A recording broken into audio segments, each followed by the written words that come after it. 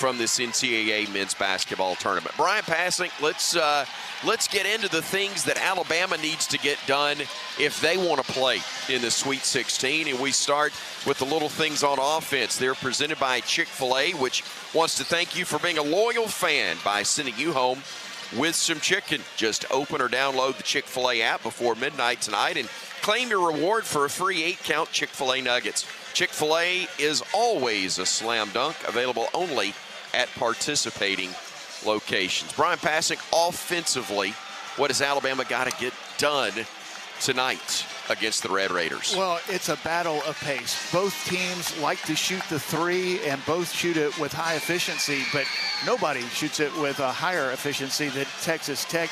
Alabama wants to get out and run, and also I think you have to have some other guys step up. I mean, obviously, LeBaron Philon, an All-American, first-team All-SEC, has been so good. That'll be the focal point of this Texas Tech defense. But with the absence of Aiden Holloway, you have to have, whether it's Latrell Wrightsell, I think Houston Millett is due for a game where he hits multiple threes. Yeah. And we know what we're going to get out of him from a defense, from a toughness standpoint. I think his offense may be needed here tonight. Would love to see Houston Millett play really well, but the veteran guards for Alabama to go along with LeBaron Philon. But two guys I'm looking at, Latrell Wrightsell, Houston Millett, those guys don't want this to be their last college game. I think they're going to need to step up from an offensive standpoint here tonight. Will indeed, as they have started the countdown clock finally, and it's at 25 minutes. That's the point that the buzzer will sound, and they'll have the official introduction of the starters. But right now we are going to step aside, and then when we come back, we're going to take a look at the keys defensively for Alabama, and those will be presented by our friends at Ford. Alabama and Texas Tech. It's the last game of the night here in Tampa, and it's coming your way right after this on the Crimson Tide Sports Network from Learfield. NCAAM gives the Tide a big home court advantage. When it comes to your home, count on Tri-Green Equipment to give you a big advantage with our lineup of John Deere equipment and tried and true expertise. We'll help you call the right plays on your property, and we're always there when you need an assist. From riding mowers, compact utility tractors, gators to agriculture equipment, we've got serious game. Stop by one of our locations or visit TriGreenEquipment.com. Proud sponsors of Alabama Crimson Tide basketball. Alabama Power is here for you when big storms hit. But we're also here for the little things. We're there to get the coffee started, to make sure everyone's ready for school, for midday dance breaks, and evening entertainment. We're also there to help you save on all that energy with easy-to-use tips, tools, and efficiency programs. So enjoy these moments. Kids, movie night. And we'll do the rest. Visit alabamapower.com and follow us on social to learn more. The Alabama Insider Podcast is the official podcast of Crimson Tide Athletics. Catch full episodes of Hey Coach and the Kalen DeBoer Show, Crimson Tide Rewind, Crimson Tide Today Daily Reports, plus full interviews from Crimson Drive driven by NASCAR. Download and subscribe to the Alabama Insider Podcast on Spotify, Apple Music, Amazon Music, and all podcast platforms. Roll Tide with the Alabama Insider Podcast. Hey Bama fans, each Tuesday and Thursday at 2 p.m. Central, join us live for Crimson Drive, driven by NASCAR. This live streaming talk show features the latest on Alabama athletics with exclusive conversations with Tide student athletes, coaches, and media members giving their perspective on the Crimson Tide. You can watch on YouTube, Facebook, and X, with all conversations archived as well on the Alabama Insider Podcast. Roll Tide with Crimson Drive, driven by NASCAR. You can find all Crimson Tide Sports Network video content online on the CTSN YouTube page. It's the home of the live booth and courtside cams, episodes of Crimson Drive driven by NASCAR, plus replays of Crimson Tide Rewind. Our YouTube shorts will deliver thrilling Alabama radio highlights, plus interview clips from Alabama student athletes, coaches, and media members that you can't miss. Subscribe to the Crimson Tide Sports Network on YouTube for the very latest on the Crimson Tide. The Alabama Insider Podcast is the official podcast of Crimson Tide Athletics. Catch full episodes of Hey Coach and the Kalen DeBoer Show, Crimson Tide Rewind, Crimson Tide Today Daily Reports, plus full interviews from Crimson Drive driven by NASCAR. Download and subscribe to the Alabama Insider Podcast on Spotify, Apple Music, Amazon Music, and all podcast platforms. Roll Tide with the Alabama Insider Podcast.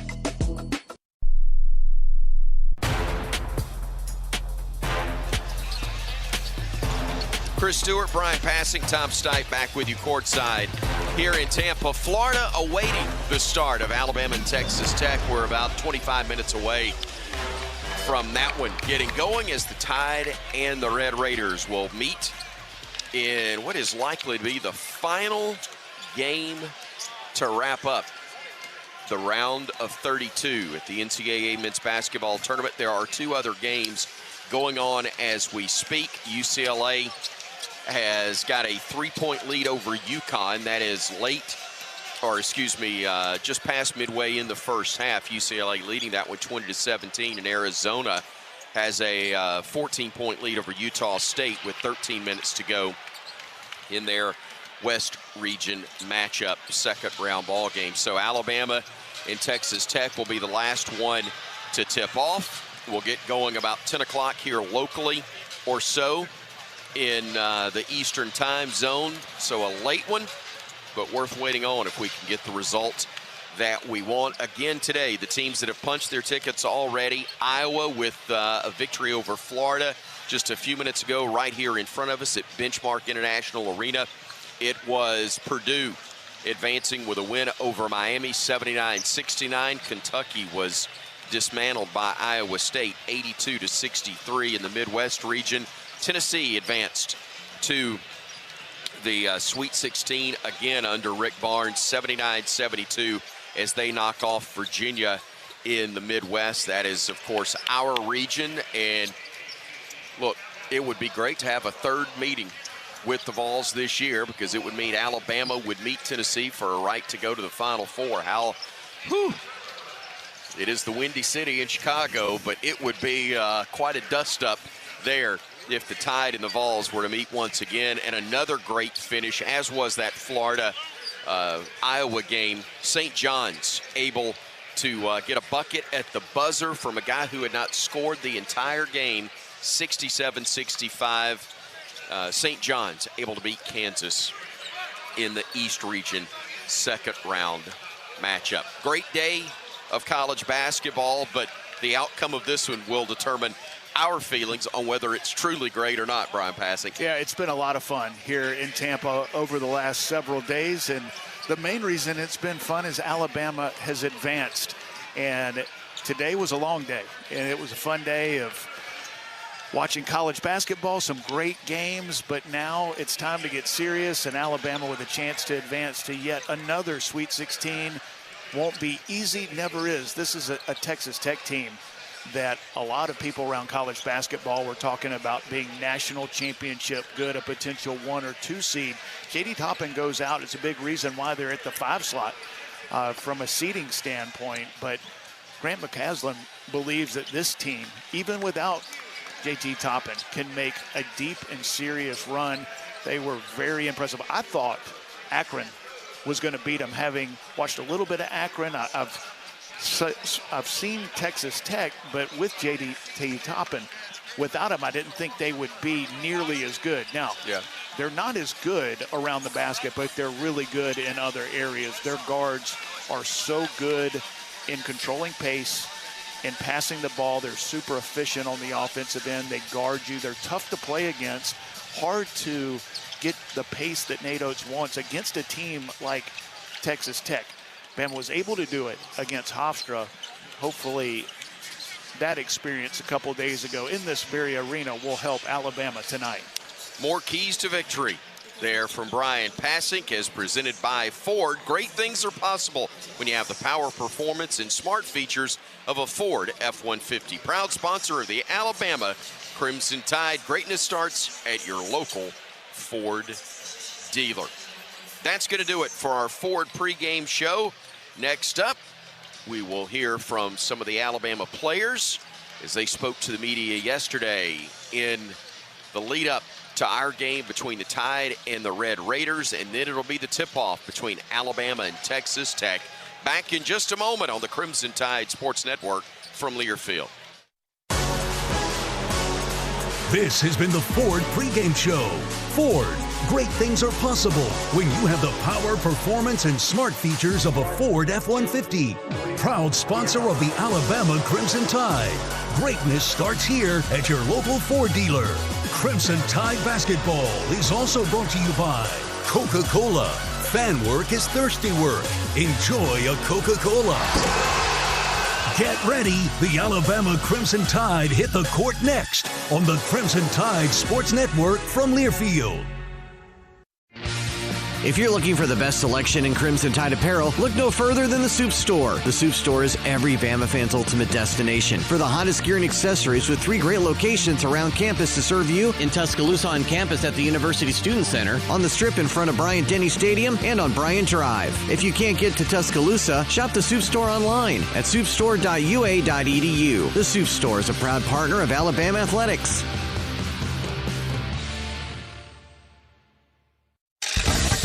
The Alabama Education Association is the member-driven voice of Alabama's education employees. AEA members are teachers, education support professionals, administrators, professors, future teachers, and education retirees. Joining the Alabama Education Association has never been easier. Use their new online membership for a fast, safe, and secure way to join today. Visit myaea.org to learn more. At Alabama, you know what it takes to be the best. You don't win it all year after year by being a copycat. You do it by setting the standard, by being the original. And that's exactly what Guthrie's is, the original. The original chicken finger restaurant that started a Golden Fried dynasty. So keep the Golden Fried game day tradition alive with a gut box loaded with chicken fingers and that signature sauce. It's a winning combination every single time. Guthrie's, the original chicken finger restaurant. Hey College Hoops fans, it's sideline reporter Molly McGrath teaming up with Evan Williams Bourbon to welcome you to Bourbon Nation, the home of game day spirit. From the couch to courtside, Evan Williams is with you for every tip-off and buzzer beater. Because we might be divided by the score, but we're united by the pour. Find a bottle near you at evanwilliams.com and make this extra-aged Kentucky bourbon a part of your game day tradition. Roll Tide. Evan Williams Kentucky Straight Bourbon Whiskey, Bardstown, Kentucky, 43% alcohol by volume, must be 21 plus. Enjoy responsibly. Are you ready for your winning moment? Find it at Wind Creek Casino, where the action never stops. Hottest games, loosest spins, more ways to win. We've got the highest payouts and the most epic rewards. At Wind Creek, there's a win waiting for you around every corner. Wind Creek Casino. Find your winning moment. Gambling problem? Call 1-800-GAMBLER. In 1977, Ford F-Series became the best-selling trucks in America. 33 million trucks later, we've kept that title every year since. And that's a formula we plan on repeating. Ford F-Series, built Ford tough. The best-selling trucks in America for 49 years and counting. Based on 1977 to 2025 calendar year industry reported total sales. Here we go. It's time for Alabama Crimson Tide basketball on the Crimson Tide Sports Network from Learfield. High line, stepping back, 3 for the lead. Bottom. Oh, mercy. 10 to shoot. Gets into the paint. Step back. Cleaner. Bottom. And Alabama leads. Crimson Tide basketball is brought to you by Golden Flake, the official potato chip of the Alabama Crimson Tide. Guthrie's, America's original chicken finger restaurant, and a proud partner of the Alabama Crimson Tide. Bud Light, easy to drink, easy to enjoy. Chick-fil-A. Download the Chick-fil-A app and win big this season. Conecuh Sausage, the official smoked sausage of the Crimson Tide. Cook's Pest Control. Give pests the full court press and call Cook's today to protect your home and business from pests and termites. And by Ford. Great things are possible when you have the power, performance, and smart features of a Ford F-150. proud sponsor of the Alabama Crimson Tide. Greatness starts here at your local Ford dealer. Phylon on the drive, got tripped, kept his balance, reverse layup, good, and he is fouled. Oh, mercy tip, no good, and let's get out of here. Bama hangs on. The Crimson Tide, the Red Raiders. This is the second round of the NCAA tournament. Live from Tampa, Florida. Now, here's the voice of the Alabama Crimson Tide, Chris Stewart. Not quite yet for the NCAA and the delays that are often associated with tournament basketball. We have a few minutes here. Tom Stipe, Chris Stewart, Brian Pasick. We are courtside in Tampa. NCAA second round against the Texas Tech Red Raiders. Earlier yesterday, there was a news conference involving Bama players, and since we have a few moments, we thought we'd listen into some of that. That would be Amari Allen, Aiden Sherrill, and Latrell Reitzel. Speaking to the media yesterday, and since we have a little time, we'll give a listen to that. Theodore Fernandez, Alabama Crimson Tide on SI for Amari and Aiden. You guys have obviously had ups and downs on the glass, but just how did we feel, first of all, about the performance on the boards yesterday? I say, at times we can always rebound better, but, Darrell gave us 15 rebounds, and, pretty much all season long that's been one of our weaknesses, and he's kind of carried us pretty much every single game in that category. I feel like I can step up and give him a little more help on that, but I feel like it's a big point of emphasis, and, we're really focusing on it. This is just for any of you guys. Do you think that playing a slower team yesterday against Hofstra leaves you better prepared for facing Texas Tech on Sunday? I feel like we're prepared for many situations. We try to practice many situations. And, Hofstra, they played slow, and Texas Tech is, a really good team, and they can mix it up. So we're just pretty much prepared for everything. And we try to do different scenarios in practice to emulate each different play style. Even though we like to play really fast, we know that teams like to play slow. And there's teams in our conference that do that. So we're kind of used to, pretty much a lot of play styles. Robbie LaSalle, for any of the players. Texas Tech, they have a deep guard group there. All of them can score it. When you're facing off against a team like that with a lot of options, how do you go about the defending them? I would say we just gotta get adjusted to how they play really. We played so many teams throughout the season that have a great guard play, and at the end of the day, we had to get adjusted. So we're going to have to do the same, especially when it's a game that's win or go home. Robbie LaSalle, a bit of a slow start in yesterday's game. Is there anything you guys think you can do to kind of prevent that and bottle up what you had in the second half to start out tomorrow? I think we came out with a sense of urgency, and I think we dropped it when they went on a run. But I believe just keeping a sense of urgency throughout every possession and just taking one possession at a time, no matter what the score says, just winning each possession is how we're going to overcome that. And if we do that, then we'll be pretty successful. But Coach Oates always emphasizes that just take one possession at a time. And sometimes we let it slip, but if we continue to just take one possession at a time, we'll be right where we want to be.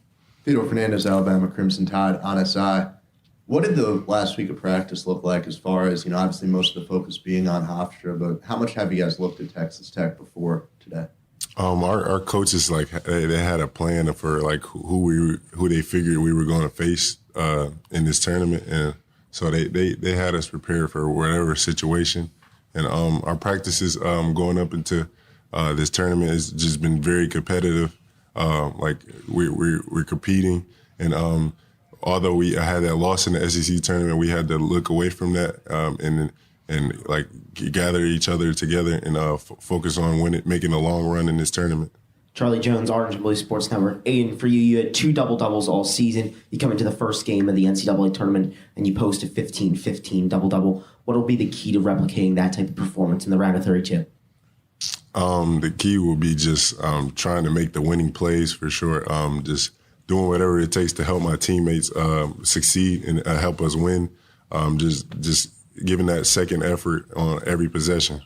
Robbie Lasella, Bracketeer.org. Texas Tech kind of had a bit of a wild card performance yesterday from Josiah Mosley. When you see a guy like that who only played 12 games in the regular season have a big performance, is that kind of tough to game plan against? Did you try not to overthink a performance like that? What do you guys think about that? I mean, there's a lot of things that happened throughout the season. They had a big injury that happened to them, which sidelined one of their best bigs. And, I mean, guys step up throughout the season. You don't know when, but they do. And we're all really good basketball players, so you have to respect every person on the floor. And if they're playing, they're obviously really good and they're equipped to play.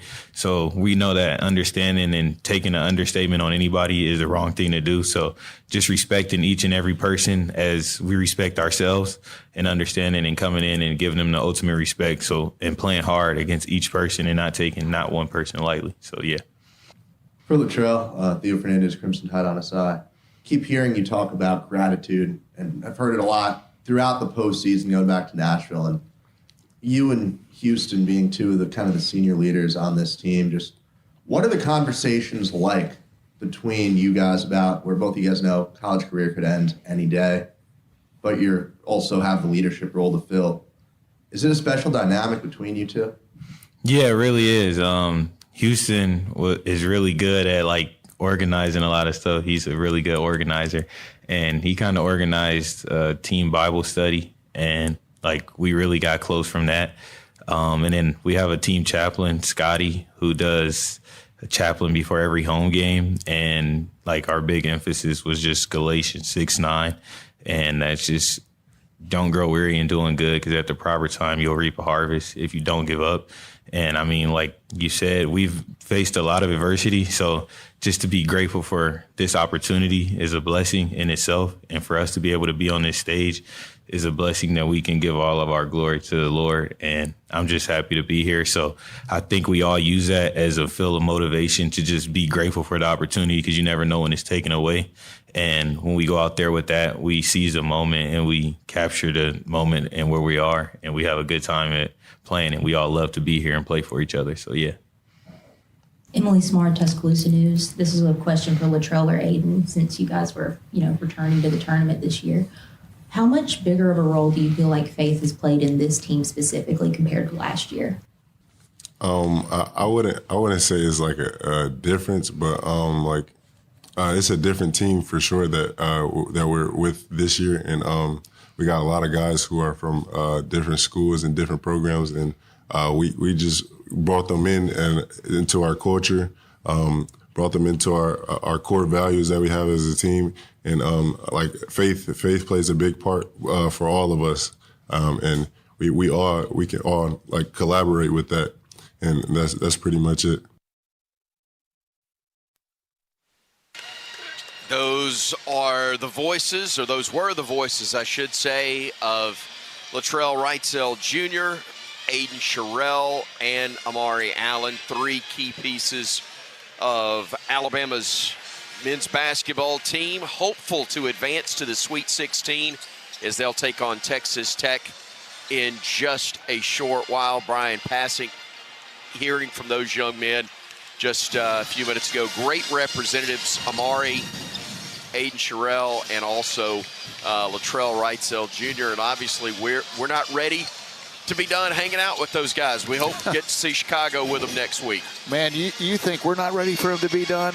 I got to hang out with a lot of their parents over the last couple of days, including today, and there were some nervous parents of seniors. Talked to Houston Millette's parents, Latrell Wrightsell Jr.'s parents, and I told them, try to enjoy this. And, and they were ready to play. They're nervous. They actually got their hard hats up in the Alabama section with their kids' numbers on it. You see right across the way. They are fired up and ready to go. And I think not sure if we talked about it on the air. I was talking about it after the game. Nate Oates has adopted Patrick Murphy's philosophy of mudita, where you take as much or more joy in your teammates' success as you do your own, which is the culture of this Alabama basketball program. And I saw it with the parents. I think it was Latrell Wrightsell hit a shot. Houston Millette's dad was jumping up and down like it was his own son. And that's fun to see the unity of these players, but also their parents. And that's one of the advantages that we have, getting to spend a little time here in Tampa. It's been a great trip, and it will be even better if Alabama can get this done tonight against Texas Tech and advance to yet another Sweet 16 under Nate Oates. I think a major part of it, Brian, is going to be the start in this game. The squad has proven that they can overcome some slow starts, but it is not optimal against a team that plays at the pace that Texas Tech does and also has the physical toughness that they do as well. They will make this quite a grind if Alabama's not able to come out swinging from the start. Yeah, it's a 40-minute game, and you don't need to dig yourself a hole. And listen, Alabama has been able to do it on occasion this season, and I guess, you know, the good thing is if you find yourself there, you'll have confidence that you can claw your way back because they've done it before. But I would prefer to get a lead, keep a lead, extend the lead. That would be a great recipe for success to advance to the Sweet 16, but easier said than done. This is a Texas Tech team that is so good, especially in the backcourt. They're well coached. Grant McCaslin, who's gotten to know Nate Oates, and they've had glowing things to say about each other over the last few days. Those two guys are two of the best young coaches in college basketball. They do it in different ways, but the similarity is how hard their guys play, the toughness that they play with, the unselfishness that they play with, and the way they execute their game plan. Their game plan is totally different. Grant McCaslin's more methodical. They're going to slow it down. They're super efficient. Alabama's speed, efficiency with that speed, but Alabama wants to play at a breakneck speed. One of the fastest teams in college basketball, Texas Tech. Not the slowest team. They will take advantage of open floor opportunities when they present themselves, but they pick and choose those. Pace of play a key here tonight. Before we hear the introduction of the starters, why don't we pause 10 seconds so our local stations can identify themselves to you. Welcome to the Crimson Tide Sports Network.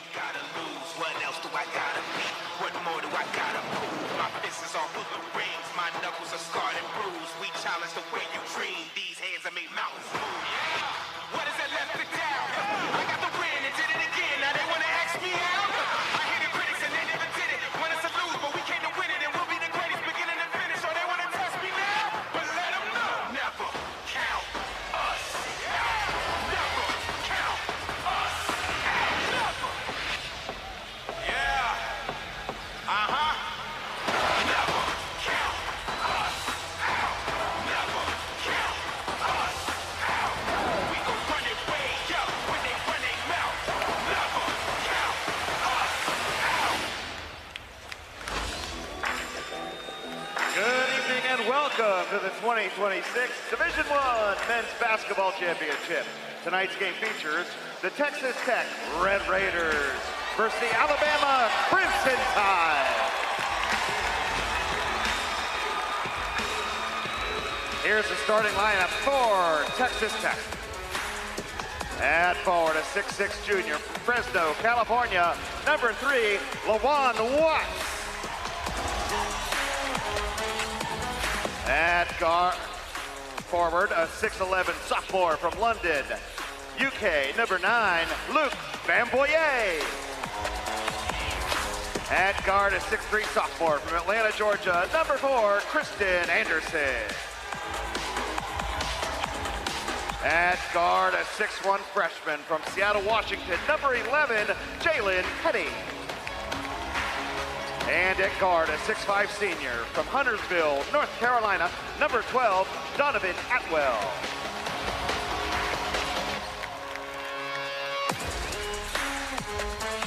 And for the Alabama Crimson Tide, the starters. At forward, a 6'8" freshman from Green Bay, Wisconsin, number 5, Amari Allen. At forward, a 6'8" freshman from Bloomfield, Connecticut, number 6, London Jemison. At forward, a 6'11" sophomore from Detroit, Michigan, number 22, Aiden Sherrill. At guard, a 6'4" sophomore from Mobile, Alabama, number 0, LeBaron Philon Jr. And at guard, a 6'3" grad student from Omaha, Nebraska, number 3, Latrell Wrightsell Jr. The head coaches for Texas Tech, Grant McCaslin, and for Alabama, Nate Oates.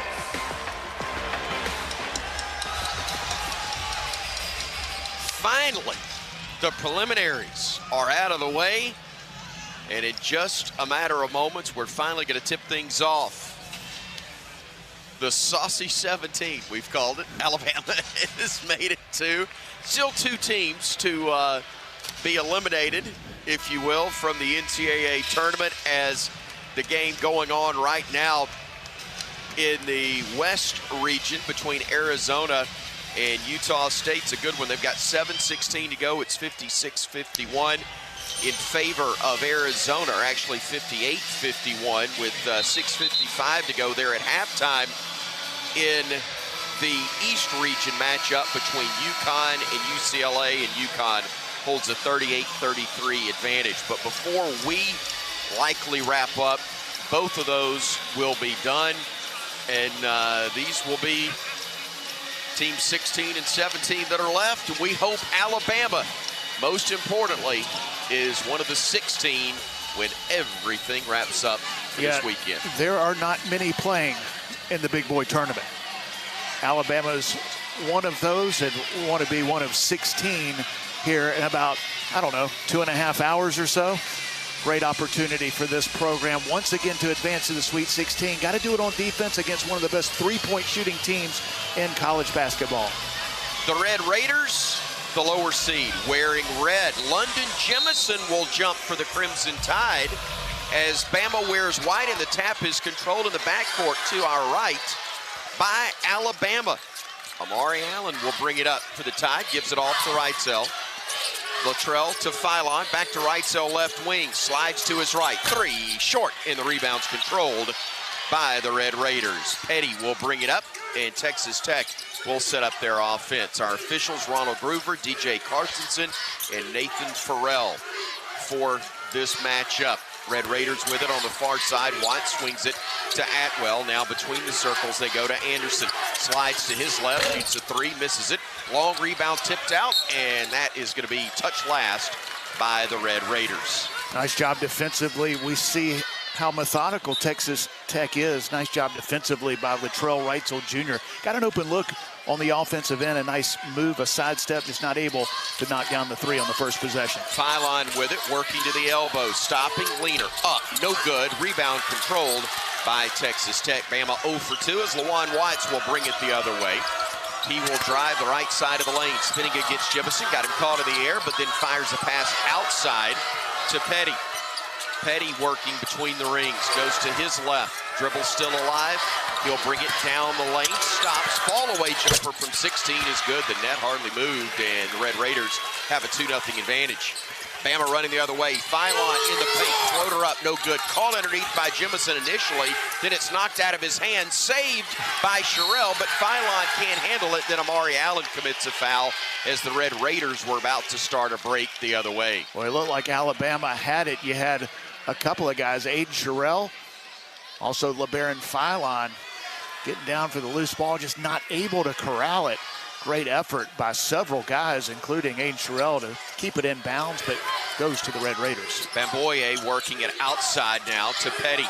Petty looking right of the circle to Watts. Catch and shoot 3, rattles out, no good. Ramari Allen snatched the rebound initially away from Bamboye, but they're going to say it is a tie-up, and so the arrow is going to favor Texas Tech. Both coaches talked about rebounding over the last couple of days. Without JT Toppin, this Texas Tech team has not rebounded the ball as well. They have as of late. and a focus for Alabama as well. Baseline jumper missed. Bamboye had the weak side rebound, lost it. Here comes Reitzel the other way for Bama. Hesitation move, leaves it for Allen, steps into a three, too strong. Long rebound to Latrell, flips it in the corner to Philon. He'll drive baseline, working against two defenders. Cut off, needs help, now spins, hands it off, around the slam for two. What a beautiful move by LeBaron Philon. It looked like he was going to kick it out to Latrell Reitzel at the three-point line. The defense moved in that direction. He was able to spin back to the lane and find Aiden Sherrill for the easy dunk. Wasn't quite a 360, but he saw everything on its axis. It's tied at 2, but the three is up and missed by Texas Tech. It was Watts who couldn't get it to go, and Bama comes the other way. Philon to the top of the arc. Allen. Amari fires it over Sherrill. One more pass. Jemison, three, bottom. London Jemison knocks it down, and Alabama with 17:20 to go in the half has the 5-2 lead thanks to the bank first three-pointer from London Jemison. Good sign for Alabama. London Jemison, who has had his moments from the three-point line, but hasn't as of late. Shot blocked by Sherrill, picked up by Philon. Bama running ahead. Here's Allen, left side to Jemison. Shot attempt blocked beautifully by Bamboye, and here come the Red Raiders. Texas Tech flipping it outside to Anderson. And now he'll set things up, driving to his right, goes down the lane, a bounce pass to the cutter. They work it to the wing, three ball up and good by Donovan Atwell, who averages 13.5 per game. Bama runs the other way, Jemison to Philon, over on the right wing to Allen. Amari thought about a three. Now he'll drive into the lane. Strong move, left hand, got it to go. Looking like Amari Allen in the second half against Hofstra, able to drive hard, take a little contact, and finish up high off the glass with his left hand. Here come the Red Raiders front court with 16:20 and moving. In the opening half, they'll let a three fly. It is an air ball out of bounds. Anderson claiming that it was partially blocked, but that looked to have perfect rotation as it hit helplessly on the baseline, drawing nothing but air. Sherrill and Reitzel out for Alabama. Houston, Millette, and Taylor Bowen checking in for the Crimson Tide with 16:17 on the game clock, and Bama up 7-5. It was great defense by Latrell Reitzel. Got a great contest. Thought it may have been deflected. It was not. It was just a great defensive play. Philon had it stripped and stolen. Here come the Red Raiders the other direction. Into the front court, they'll work it. Anderson on the far wing. Check that. It's Petty. He'll fire it back left side. Driving in and laying it in easily for two was Whites, and we are tied at 7 apiece. Nate Oates not happy with the turnover by Philon, his first officially. LeBaron working it outside to Allen. Back over to Philon. LeBaron working off a screen from Jemison. Goes to his left. Gets into the paint. Flips it out. Allen. Catch and shoot. Three. No good. Rebounded inside Millette. Out to Bowen. Flips it over to Philon. Top of the arc. One more to Jemison for three again. Missed it again. Tipped by Allen to Millette. Houston for three. Bottom. Great job offensively. Bama getting on the offensive glass. Several guys tipping it. The hustle by Houston Millette. He ultimately gets it and knocks it down. Good sign for Alabama that Houston knocked down his first three. Second bank first three on 6 attempts. But on the other end, Texas Tech tried to answer, can't. Bama, though, throws it away. Jemison trying to connect with Philon. Did they call that a reset on the shot clock? Or what do we have a stoppage in play for? Not exactly sure why, but it's going to be a media timeout. 14:57 remains here in the first half. We're in Tampa, Florida. Alabama and Texas Tech in a 10-7 ball game. Good guys on top here on the Crimson Tide Sports Network from Learfield. Are you ready for your winning moment? Find it at Wind Creek Casino, where the action never stops. Hottest games, loosest spins, more ways to win. We've got the highest payouts and the most epic rewards. At Wind Creek, there's a win waiting for you around every corner. Wind Creek Casino. Find your winning moment. Gambling problem? Call 1-800-GAMBLER. Get ready ready to rev up your engines and feel the excitement at Barkley Buick GMC Cadillac. We've got the perfect ride to match your style and adventure. Visit us at our showroom at Skyland Boulevard and let our friendly team help you find the vehicle of your dreams. Barkley Buick GMC Cadillac, where hometown pride and unbeatable deals collide. Drive with passion with Barkley. Visit us today or check us out online at barclaygmc.com. Barkley makes it easy.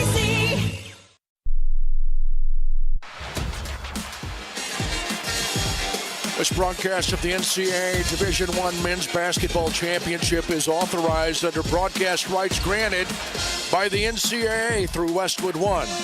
It is intended solely for the private, non-commercial use of our audience. Any reproduction, retransmission, or other use of this broadcast without the express written consent of the NCAA and Westwood One is strictly prohibited. Tom Stipe, Chris Stewart, Brian Pasick, NCAA second round coverage. Sweet 16 on the line from Tampa. BP, I said it yesterday, and I'm going to do it again for luck because it worked. Anytime this guy says good guys on top going into the first break, that's what I call a good start. Good start for Alabama, especially on the boards right now, out-rebounding Texas Tech 9-5 in the early going. 5 second chance points for Alabama. A couple of turnovers by LeBaron Philon. Uncharacteristic, not necessarily great defense on those turnovers, just a little sloppy with the ball here early, but all in all, good start for Alabama. Got to defend the three-point line. Alabama's been able to do that here in the first part of this game. Texas Tech, one of the best, most efficient three-point shooting teams in college basketball, 1 for 6 from 3. Alabama's done a nice job of getting out, contesting the three, forcing some difficult looks from deep. Taking a look at the stat sheet, Alabama's pretty balanced so far. Houston Millette with a 3, London Jemison with a 3, a bucket each for Aiden Sherrill and Amari Allen. It's been Donovan Atwell who hit the only 3 for Texas Tech so far. They've gotten a 2 from Jalen Petty and also 1 from Josiah Mosley here in the early going. That's not accurate because Mosley's just now checking into the game, I believe. Maybe he did get a 2. Well, I'll trust the statistician over me. I should. 14:57 is the time to go, and Texas Tech has the basketball here in the opening half. Mosley does hand it off to Petty. Catch and shoot 3, no good. Long rebound will come to the Red Raiders. They work it back to Petty again. He will work right wing against Philon. Step back, fall away from 16, short. Rebounded by LeBaron, and he'll bring it himself into the front court for the Crimson Tide. Onto the wing to Reitzel, back to Philon. 3, bottom. He knew it when it left his hand. Brian Pasick, another bank first 3. It was a 5-on-4. Great defense by LeBaron Philon against Petty. Petty went down. Bama had numbers. LeBaron knew it. Anderson to the low block, has to back it out as Reitzel cut him off. On the dribble, Anderson still with the basketball to the elbow, and then back out. He'll work it to Mosley. Driving against Sherrill, poked away by Aiden, and Bama comes the other direction. Philon center of the floor, working against the defender. LeBaron off of a screen, still with the dribble alive, goes to his left, goes to the left wing, kicks it into the corner. Reitzel wanted to pull the trigger, didn't. Drives, tough shot for the baseline, wouldn't go, but he got fouled, and he'll go to the line to shoot a pair for the Crimson Tide. Bama on top, 13-7 with 13:56 to go in this first half. Good ball movement by Alabama. LeBaron Philon finds Latrell Reitzel, who drove the lane. Looked like he was about to pass the ball out, took the contact, got it up on the rim, so he'll go to the line for 2. Latrell Reitzel Jr., Omaha, Nebraska native, misses the first free throw. Reitzel, an 80% free throw shooter on the year coming in, had made 40 of 50 exactly, but misses the first attempt there. 17 starts, make it 18 now, 25 games played, and he gets 1 of 2 for the Tide to make it a 14-7 Alabama lead. Started out west and moved to the University of Alabama in his 3rd season, wearing a Crimson Tide jersey. Red Raiders work it far side. With the dribble is Mosley. Gives it off in the paint. Leaner, no good from Watts, and the rebound claimed again by Aiden Sherrill. That is his 2nd board of the game. Far corner, Bobo, three, no good. Weak side rebound, tip, byline to Sherrill, who laid it in for two. Give him a rebound and an assist all in the same motion. A beautiful tip pass to Aiden Sherrill all alone for the easy bucket. And the smile from Nate Oates and LeBaron Philon on that play was just fantastic. On the drive, Watts, the leaner, is good over the outstretched fingertips of Bo Bowen. 16-9, Bama by 7. Taylor swings it over to Sherrill. Now to Philon between the circles. Philon to the top of the arc, then backs it up again. 17 on the shot clock as LeBaron goes left. Goes down the lane, lays it up, got hacked. He is going to be okay. Got popped, I think, in the face, but he is all right, and it'll be 2 more shots for the Crimson Tide. Is spreading the floor after they made some early threes, Brian, has opened up some driving lanes. Yeah, Alabama able to knock down some shots, and that's what makes this Alabama offense so difficult, especially when you have 5 guys on the floor that you have to account for at the three-point line, which Alabama does right now. LeBaron Philon, who's been so good shooting threes, but also taking it to the basket. Maybe a little better going to his left. He's a righty, but so much success going to his left. Does a great job of getting to the line, created a little contact, but can't knock down the first free throw. Noah Williamson checks in for the Crimson Tide, as does Amari Allen. Houston Millette and Aiden Sherrill check out for the Tide. Philon free throw rattles in, 1 of 2 for a 79% shooter on the season, and Bama leads it by 8, 17-9 with 12:45 and moving. Our time left, opening half from here in Tampa, Florida. A berth in the Sweet 16 on the line. Anderson on the drive to the left block, lost it, got it back, throws it inside to Watts, but it was Amari Allen who forced the tie up, in the arrow this time favors Alabama. Nice job defensively by the entire Alabama team, including Noah Williamson, who kind of got the play string out a little wider than Texas Tech wanted. Tried to make the play inside. Amari Allen able to help out down low and cause a tie-up. Noah with some good minutes in the win a few days ago. Bo Bowen, 3, bottom. Taylor Bo Bowen, who had a huge game off the bench on Friday. Another bank first 3 for Alabama. Bo Bowen's first bucket gives the Tide its biggest lead at 10. 19-9 our score with 12:10 to go here in the first half from Tampa. Driving near side, Petty throws it back out. Anderson, a deep contested 3, no good. Rebound tip by Williamson into the hands of Philon. And Bama's ripping and running. Philon right of the circle, shake and bake, 3, no good. Rebound tip by Williamson. They're going to call him over the back. Good effort from Noah, but unfortunately committed the foul and brings us to a media timeout. 11:50 to play. We are in the first half here at Benchmark International Arena in Tampa. It's the round of 32. Alabama leading Texas Tech 19-9 with 11:50 to play. First half on the Crimson Tide Sports Network from Learfield. There's team pride, and then there's extra Tide pride. When I'm carrying the University of Alabama Regions Visa debit card or prepaid Regions Now card, that's exactly what I get. Whether I'm grabbing some extra Bama gear or picking up an extra dozen wings for the game, this card always brings it. Sometimes I get an extra Roll Tide from the cashier too. Visit regions.com/GoBama to get yours. Extra changes everything. And at Regions, Extra is our ordinary. Official bank of the SEC, member FDIC. In 1977, Ford F-Series became the best-selling trucks in America. 33 million trucks later, we've kept that title every year since. And that's a formula we plan on repeating. Ford F-Series, built Ford tough.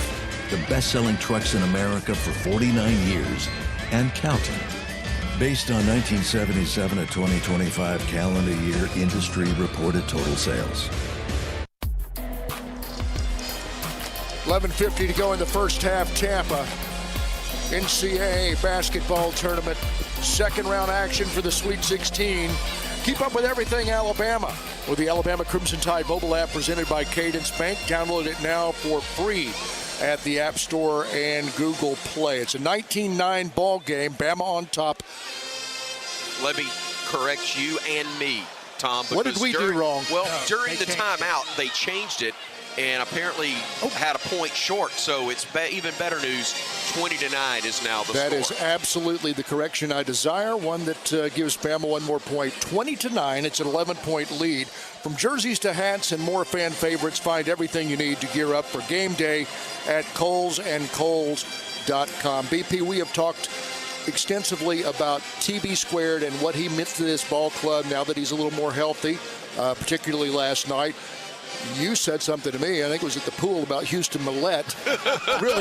really needs to step up tonight, but it's the role players of Alabama that have got now an 11-point lead for the Tide. Do tell. Yeah, first of all, no need to make the listeners at home jealous of hanging out by the pool in Tampa getting ready for a second-round NCAA matchup. But, hey, that was the case, and we're not going to complain about it. But a great start for Alabama and those role players. And it's so important for Taylor Bowen to play the way he did in the opening round game against Hofstra, and he's picked up where he's left off. He's doing a good job rebounding the ball defensively, knocked down a three, has an assist, and right now Alabama 4 for 10 from deep, and LeBaron Philon has one of those, but the other three is Taylor Bowen, London Jemison, and Houston Millette. Alabama's role players stepping up here in the early going. 7 of the 8 players that have seen action have scored for Alabama. Noah Williamson only played a minute and did not get into the column, but the Tide has only played 2 minutes so far. He is on the floor right now, is Noah. So, again, we need him to get a bucket. We'll all have a contribution offensively from those that have seen action. Bama with the lead, and Texas Tech loses it almost anyway. They slip right around center court, but maintain possession. They work it to the low block and then work it left side. A bounce pass inside to Bamboye. Saved, though, on a reverse layup attempt. It's Petty that misses it, and it will be 2 shots upcoming for Texas Tech after a foul's called on Alabama. Weird scramble play that Frank Ladd did a lousy job of describing, but it wound up with a foul called on Bama. Well, it was a wild play and almost 2 steals by Alabama in that sequence. The Red Raiders fortunate to get it back and get to the free throw line. It looked like it was going to be a couple of turnovers going the other way for Alabama. Instead, it's Texas Tech at the line with a chance to cut into this Alabama lead. Free throw up and good. And it is now a 20-10 ball game. Petty spins the basketball, gets ready to shoot a second freebie, and it rolls off no good. And London Jemison, who's had a good start, clears the miss for Alabama. Philon will push it ahead to Sherrill, who checked back in for Williamson. Aiden to the elbow with a dribble, then the handoff to Philon. He works left and got fouled by Bamboye. Nice job, hot pick and roll. Little dribble handoff. Aiden Sherrill sets the screen. LeBaron Philon recognized the big man for Texas Tech was on him, had a quickness advantage, got bumped, and Bama gets it back. 3 team fouls on each side. First on Bamboye as Bama works top of the arc. Reitzel, 3 bottom. Latrell Reitzel Jr., another bank first 3-pointer, and Alabama extends its lead to 13. 23-10 with 11 minutes left to go first half. Both of these teams shoot the 3. They don't need much room. Latrell Reitzel didn't have much, but he knocks it down. And a traveling violation on Texas Tech as the catch was made by LaJuan Watts. And he went with a fake before he started the drive and did not put it on the deck. Possession to Alabama with 10:53 to play. First half action here in Tampa, Florida. Round of 32. Philon with it to Reitzel. He'll work to the elbow, into the paint. Outside again to Philon with 17 on the shot clock. LeBaron breaking down the defender in Petty. Throws it left side. Jemison lost the handle, got it back to Philon in the corner. Set back all the way. Mercy. He is cooking right now. And Grant McCaslin wants a timeout as the Tide has rolled to a 16-point lead. 26-10 our score. Timeout on the floor with 10:30 remaining in the first half. We're back in a minute here on the Crimson Tide Sports Network from Learfield. Hey Bama fans, each Tuesday and Thursday at 2 p.m. Central, join us live for Crimson Drive, driven by NASCAR. This live streaming talk show features the latest on Alabama athletics with exclusive conversations with Tide student athletes, coaches, and media members giving their perspective on the Crimson Tide. You can watch on YouTube, Facebook, and X, with all conversations archived as well on the Alabama Insider podcast. Roll Tide with Crimson Drive, driven by NASCAR.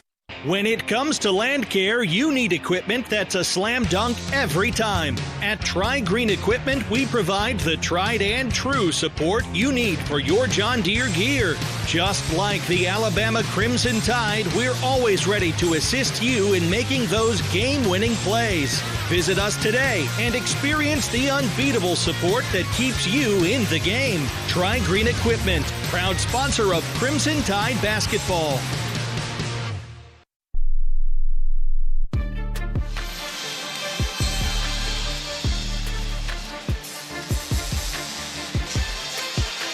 Good news so far from Tampa. Bama's up 16 on Texas Tech, 26-10. 10:30 to go in the first half. The Alabama Department of Early Childhood Education is a proud sponsor of the Crimson Tide. Learn more at children.alabama.gov. Speaking of children, Tom Stipe, Chris Stewart, Brian Pasek, we are courtside. BP, it's all gas, no brakes, and it's wearing crimson right now. Yeah, 19-3 run for Alabama in just under 5 minutes, doing it on both sides, getting stops, defending the three-point shot, and LeBaron Philon starting to heat up. He's got 7 points, 5 rebounds, 3 assists, but he's got some help, especially from the three-point line. This is a matchup between two teams who depend heavily on the three-point line. Texas Tech, one of the most efficient three-point shooting teams in the country, one of the best. They don't shoot as many as Alabama, but they shoot a high rate. So far, Alabama's perimeter defense has been really good against the Red Raiders. Texas Tech just 1 for 8 from deep. They haven't had many good looks. That needs to continue, even though Texas Tech doesn't play with near the pace that Alabama does. They can get back in a game quickly with their ability to knock down the three. Look, you know I'm not any good at math, but I know a 19-3 run in a 5-minute stretch will help you. That is helpful. Alabama is in the midst of that right now. Again, the 7 points from LeBaron Philon and the 5 rebounds, leading the Tide in both categories. No surprise, the 3 assists. Team best so far as well. Alabama out rebounding Texas Tech 14-7.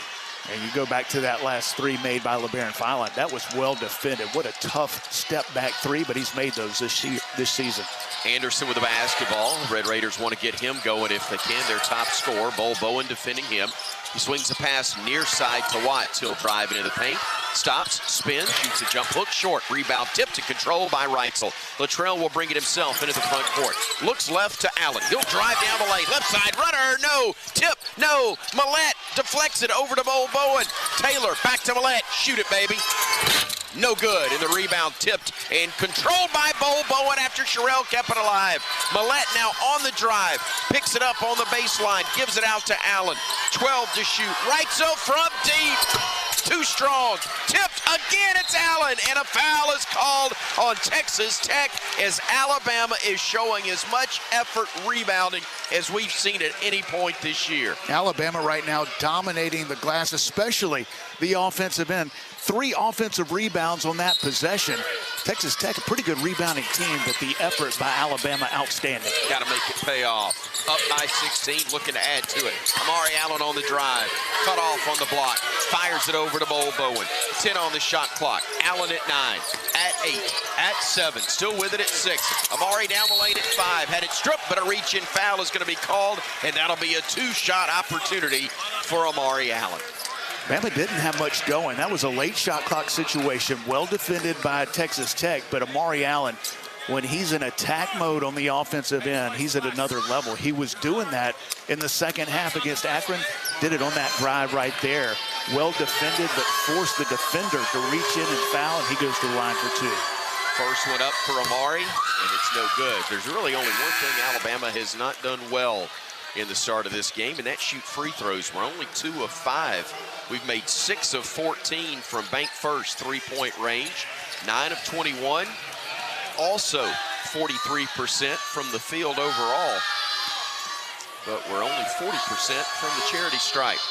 Allen trying to get one of two, and he does. That one's good, and Bama leads by 17 with 9:30 to go in this first half. Sometimes when you're so pumped up for a game and playing that hard, free throws are a little long. That's been the case here in the early going for Alabama. Red Raiders with a basketball.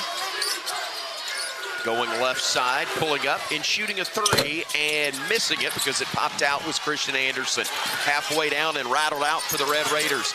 Allen the other way, stops, pops, can't drop the three. Rebound claimed by Millett, though. Another second chance for the Tide.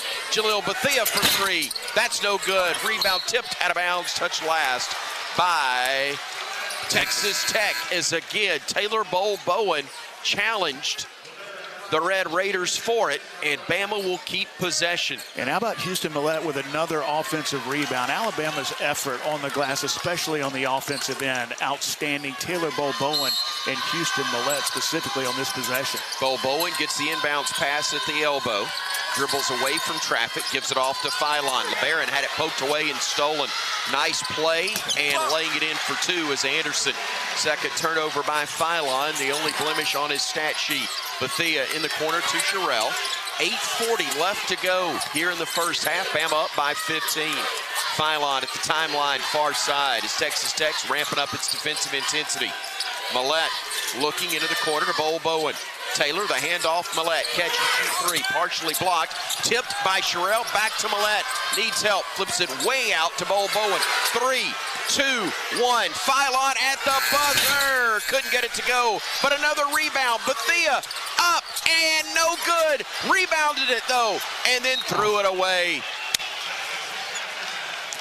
Incredible effort by Alabama. Nothing to show for it on that possession, but love the effort, the toughness that Alabama is showing. Jalil Bethia with a great offensive rebound.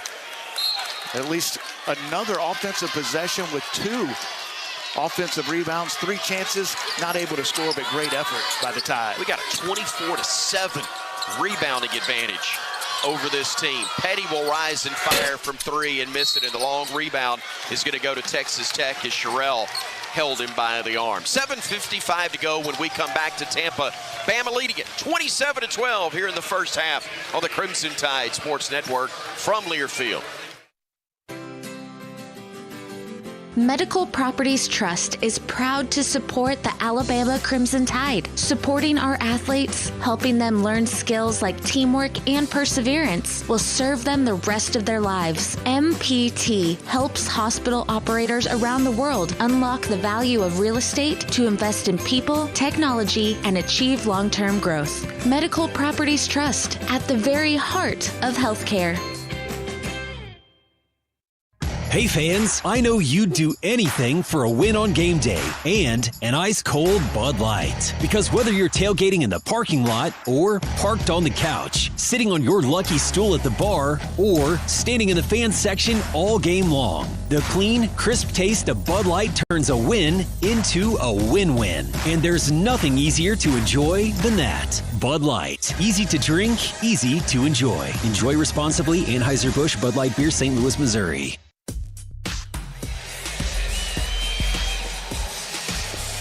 It's a 15-point lead now. Bama's up on Texas Tech 27-12, 7:55 to go in the first half. Medical Properties Trust helps hospital operators around the world unlock the value of real estate to invest in people, technology, and long-term growth. Medical Properties Trust at the very heart of healthcare, at the very heart of Alabama, BP. We talked about this last break, the Bama role players. Whoever it is on the Bama bench that charged effort is pretty busy right now. Yeah, effort's through the roof, and if you would have told us Bama would be up 15 right now, we would absolutely take it. But really, it should be more with as hard as Alabama is playing and as dominant as Bama's been on the glass, out-rebounding Texas Tech 24-8, 12 offensive rebounds for Alabama, 8-0 advantage on second chance points, but it should be higher. Alabama with some missed opportunities to really extend this lead, but in great position, got to continue to do what you've done, and that is just play with so much effort and toughness, which we've seen through the first 12 or so minutes of this game. Taking a look at the stat sheet The fouls, Mosley with 2, the only one with more than 1 in this ball game. That is Josiah Mosley. 2 fouls for Texas Tech. And Alabama has had Amari Allen, Aiden Sherrill, Latrell Wrightsell, and Noah Williamson all pick up 1 for the Crimson Tide. So 5 fouls on Texas Tech, 4 on Alabama as a team. Coming out of the timeout, Sherrill, Jemison, Allen, Wrightsell, and Philon are the 5 for the Crimson Tide. That's the same 5 that started the ball game for Nate Oates. Red Raiders to inbound it from the baseline. They trigger it into the corner to Petty. Fires it outside to Watts. Misses the 3 off the front iron. Rebounded Jemison. He'll start the break himself. Hurrying it into the front court. Got bumped, no whistle. Tried to throw it left side. It was deflected out of bounds. They're going to say likely that it's Texas Tech ball. Well, it may be, but my goodness, that was a foul by a couple of Red Raiders. Doesn't get the call. May have gone out of bounds off of London Jemison, but that was a lot of contact as he drove the lane. And it resulted in the turnover. That's the one that they're supposed to be calling in this, as Texas Tech has it. Anderson weaving through traffic, gets cut off, works it out to Watts. He will drive the lane to get Sherrill. Runner with the right hand is good. And Texas Tech gets it down to 13. 27-14 is our score, with 7:20 to go in the first half. Back-to-back buckets for the first time for Texas Tech in quite a while, as Bama has it now with Jemison.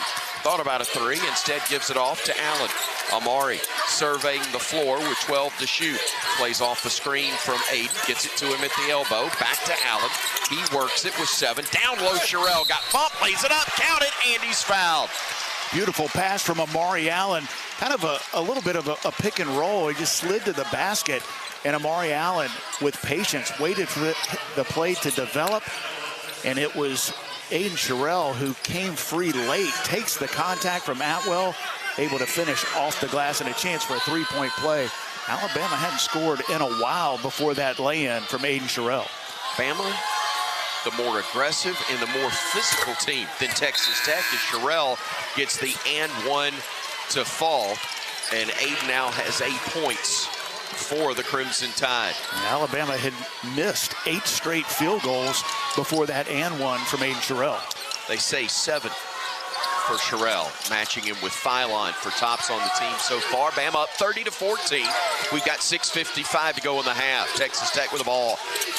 Anderson rises, fires, and hits a 3 from the right wing, and makes it a 13-point game again. Here's Philon front court for Alabama. Gives it off to Allen. Amari with the dribble, gives it off to Philon. Philon to Sherrill, back to Philon, driving, dishing to Jemison underneath. Reverse layup, too strong in the rebound control by Texas Tech. First time in forever, Bama's been a one and done on the offensive end. Here's Anderson with it again for the Red Raiders, working against Jemison, trying to create a little space. Anderson now playing off a screen from Watts. Gives it back to Watts in the paint. Pump fake shot, stripped by Allen, but Watts got it back. Scramble for the loose ball, out of bounds, touch last by, they say, the Crimson Tide. Yeah, great effort by London Jemison to help recover and get back and knock the ball away. Went out of bounds off the time. 9 seconds left on the shot clock. Alabama continues to fly around on the defensive end. Jemison and Millette out. Looks like Bo Bowen back into the game for Bama, and I think Latrell Wrightsell.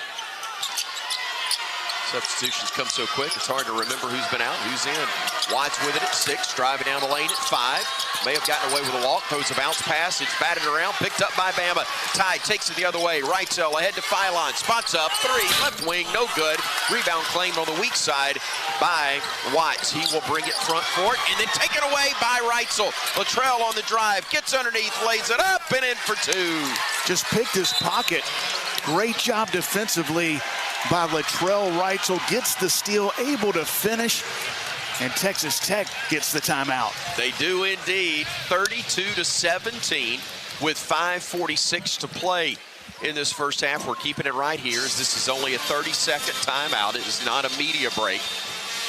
And it's 32-17. By the way, just for our affiliate stations down the line, one thing that's new in this NCAA tournament from the regular season and even the SEC tournament, the first called timeout of the half was a media timeout as well. So we will have a network bonus break at the under 4. Don't want to throw our affiliate station producers offline with that. So we will have a break at the under 4, but that's a bonus break number 5 for CTSN. Just a heads up there. 5:46 is the time left in this first half. From here in Tampa, it's the Midwest region. Alabama and Texas Tech battling to see who will advance to the Sweet 16.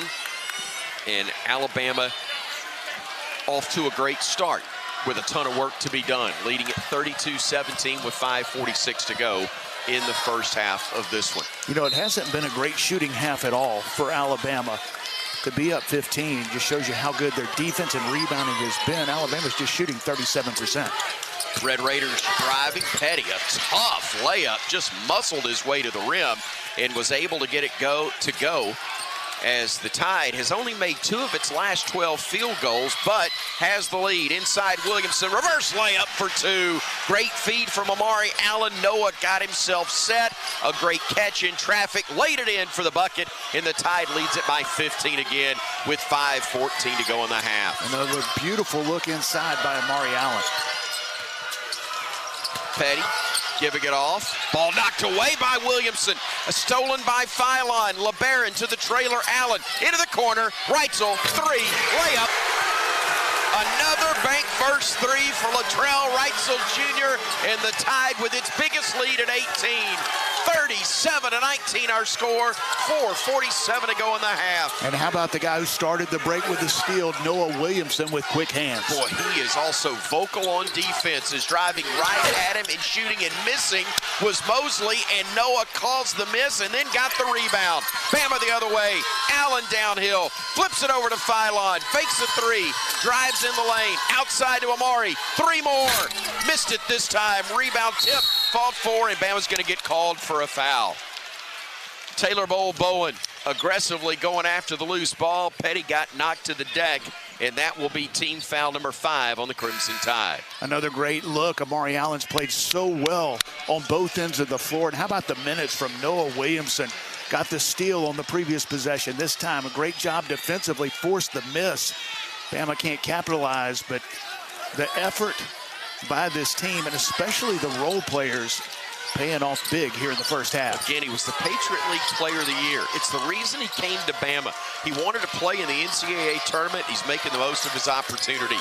On the drive is Anderson, works it outside to Petty, gets it into the paint, has it blocked. Scramble for the loose ball. Williamson going after it, goes to the deck, and he almost got it, but they're going to say he touched it last as the ball went out of bounds. 3:58 to go, 7 seconds remaining on the shot clock when we come back to Tampa, where Bama leads at 37-19 over Texas Tech, right here on the Crimson Tide Sports Network from Learfield.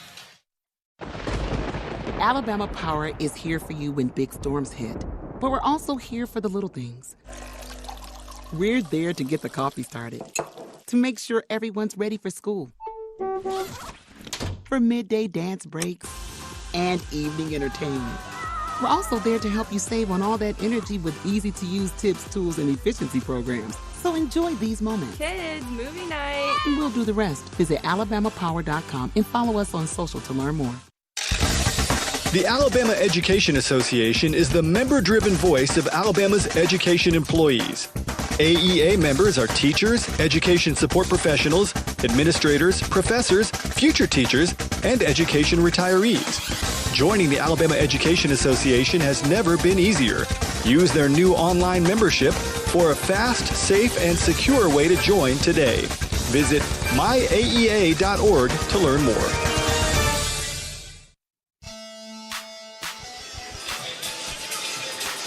Got a Sweet 16 on the line. Bama 37, Texas Tech 19, 3:58 to go in the first half. Stay with us at the half for the Toyota halftime report with first half stats, scores from around the SEC, and a quick chat with Bama coach Nate Oates, presented by Cook's Pest Control. Tom Stipe, Chris Stewart, Brian Pasick. We are courtside in Tampa, Florida. BP, we keep talking about role players. Now Noah Williamson with some good minutes off the Bama bench. Yeah, doing a great job. He's just got 2 points and 1 rebound, but his defense has been outstanding. Got the deflection that led to an open floor opportunity. Bama getting really good minutes off the bench in production from their role players. We've seen Houston Millett with several offensive rebounds, knocked down a 3. Taylor Bowen comes off the bench, had a great game on Friday against Hofstra, 15 points in that game, 3 block shots. He's knocked down a 3. He's got several offensive rebounds. Alabama has been dominant on the glass in this one, out-rebounding Texas Tech 26-13. 12 offensive rebounds for Alabama, and it's been all effort. It has not been a thing of beauty for Bama on the offensive end. Just shooting 39%, some great looks from the three-point line. Bama's knocked down 7, but feels like it should be more. Fortunately, Bama's getting stops. They've been dominant on the glass. Got a nice lead, but an important 4 minutes going into halftime. Alabama's been in control here throughout the first half, but got to finish the half strong. Go into halftime with momentum. Crimson Tide looks like it's going to break the huddle with Noah Williamson, Amari Allen, Houston Millett, LeBaron Philon Jr., and Taylor Bowen. 3:58 to go in the half, and Alabama up by 18, a 37-19 advantage here at Benchmark International Arena. Home of the Tampa Bay Lightning, and Bama striking as well. Yeah, Nate Oates was talking to the officials. They reset the shot clock to 20. There was just 7 on it, so they've got a little more time than we thought. Anderson looking, handing it off. Petty near side. Now it's down to 10. Petty playing off of a screen. 7 to shoot now as they work it far wing to Anderson. Drives across the lane, gets to the low block at 3, at 2, at 1. Nice look to the man cutting the basket, Leon Horner, who averages just 2.5 a game, and he got a bucket right there. His first time on the floor, I believe, this half. Here's Allen with it now for Bama. Driving and dishing. Williamson in the corner. Wanted to. Now hands it off to Philon. LeBaron playing through some contact from Bamboye. 12 on the shot clock. Philon looking in the corner. Williamson lets it fly and hits it. He hit it. He hit it. Noah Williamson, 5 first half points for the Tide. Another bank first 3. And Bama leads by 19 with 3 to go in the half. Noah Williamson didn't hit a 3 in SEC play. He's knocked down 2 here in the NCAA tournament. Rebound after the miss by the Red Raiders. Tips into the hands of Philon. Runs it front court. Lets it fly for 3. No good. And the rebound controlled by Petty. Maybe rush that one just a hair, as now Petty will set it up between the circles for Texas Tech. 40-21 Bama, 2:38 to go in the half. Petty nearly lost the handle, but maintains possession. Brings it back to the center of the floor. 12 on the shot clock for Petty as he works against Allen. Gives it off to Atwell, right side. Dribble it off his foot, out of bounds. Great defense, Houston Millett, forcing that Red Raider turnover, and they changed the call. They changed the call. They must have said it went off Millett's foot. Wow. Tough break there for Alabama, but the Tide with some great defense and aggressiveness almost got the turnover, and I guess it was Millett's left foot that it went off of. Yeah, it was the right call. It didn't look like it.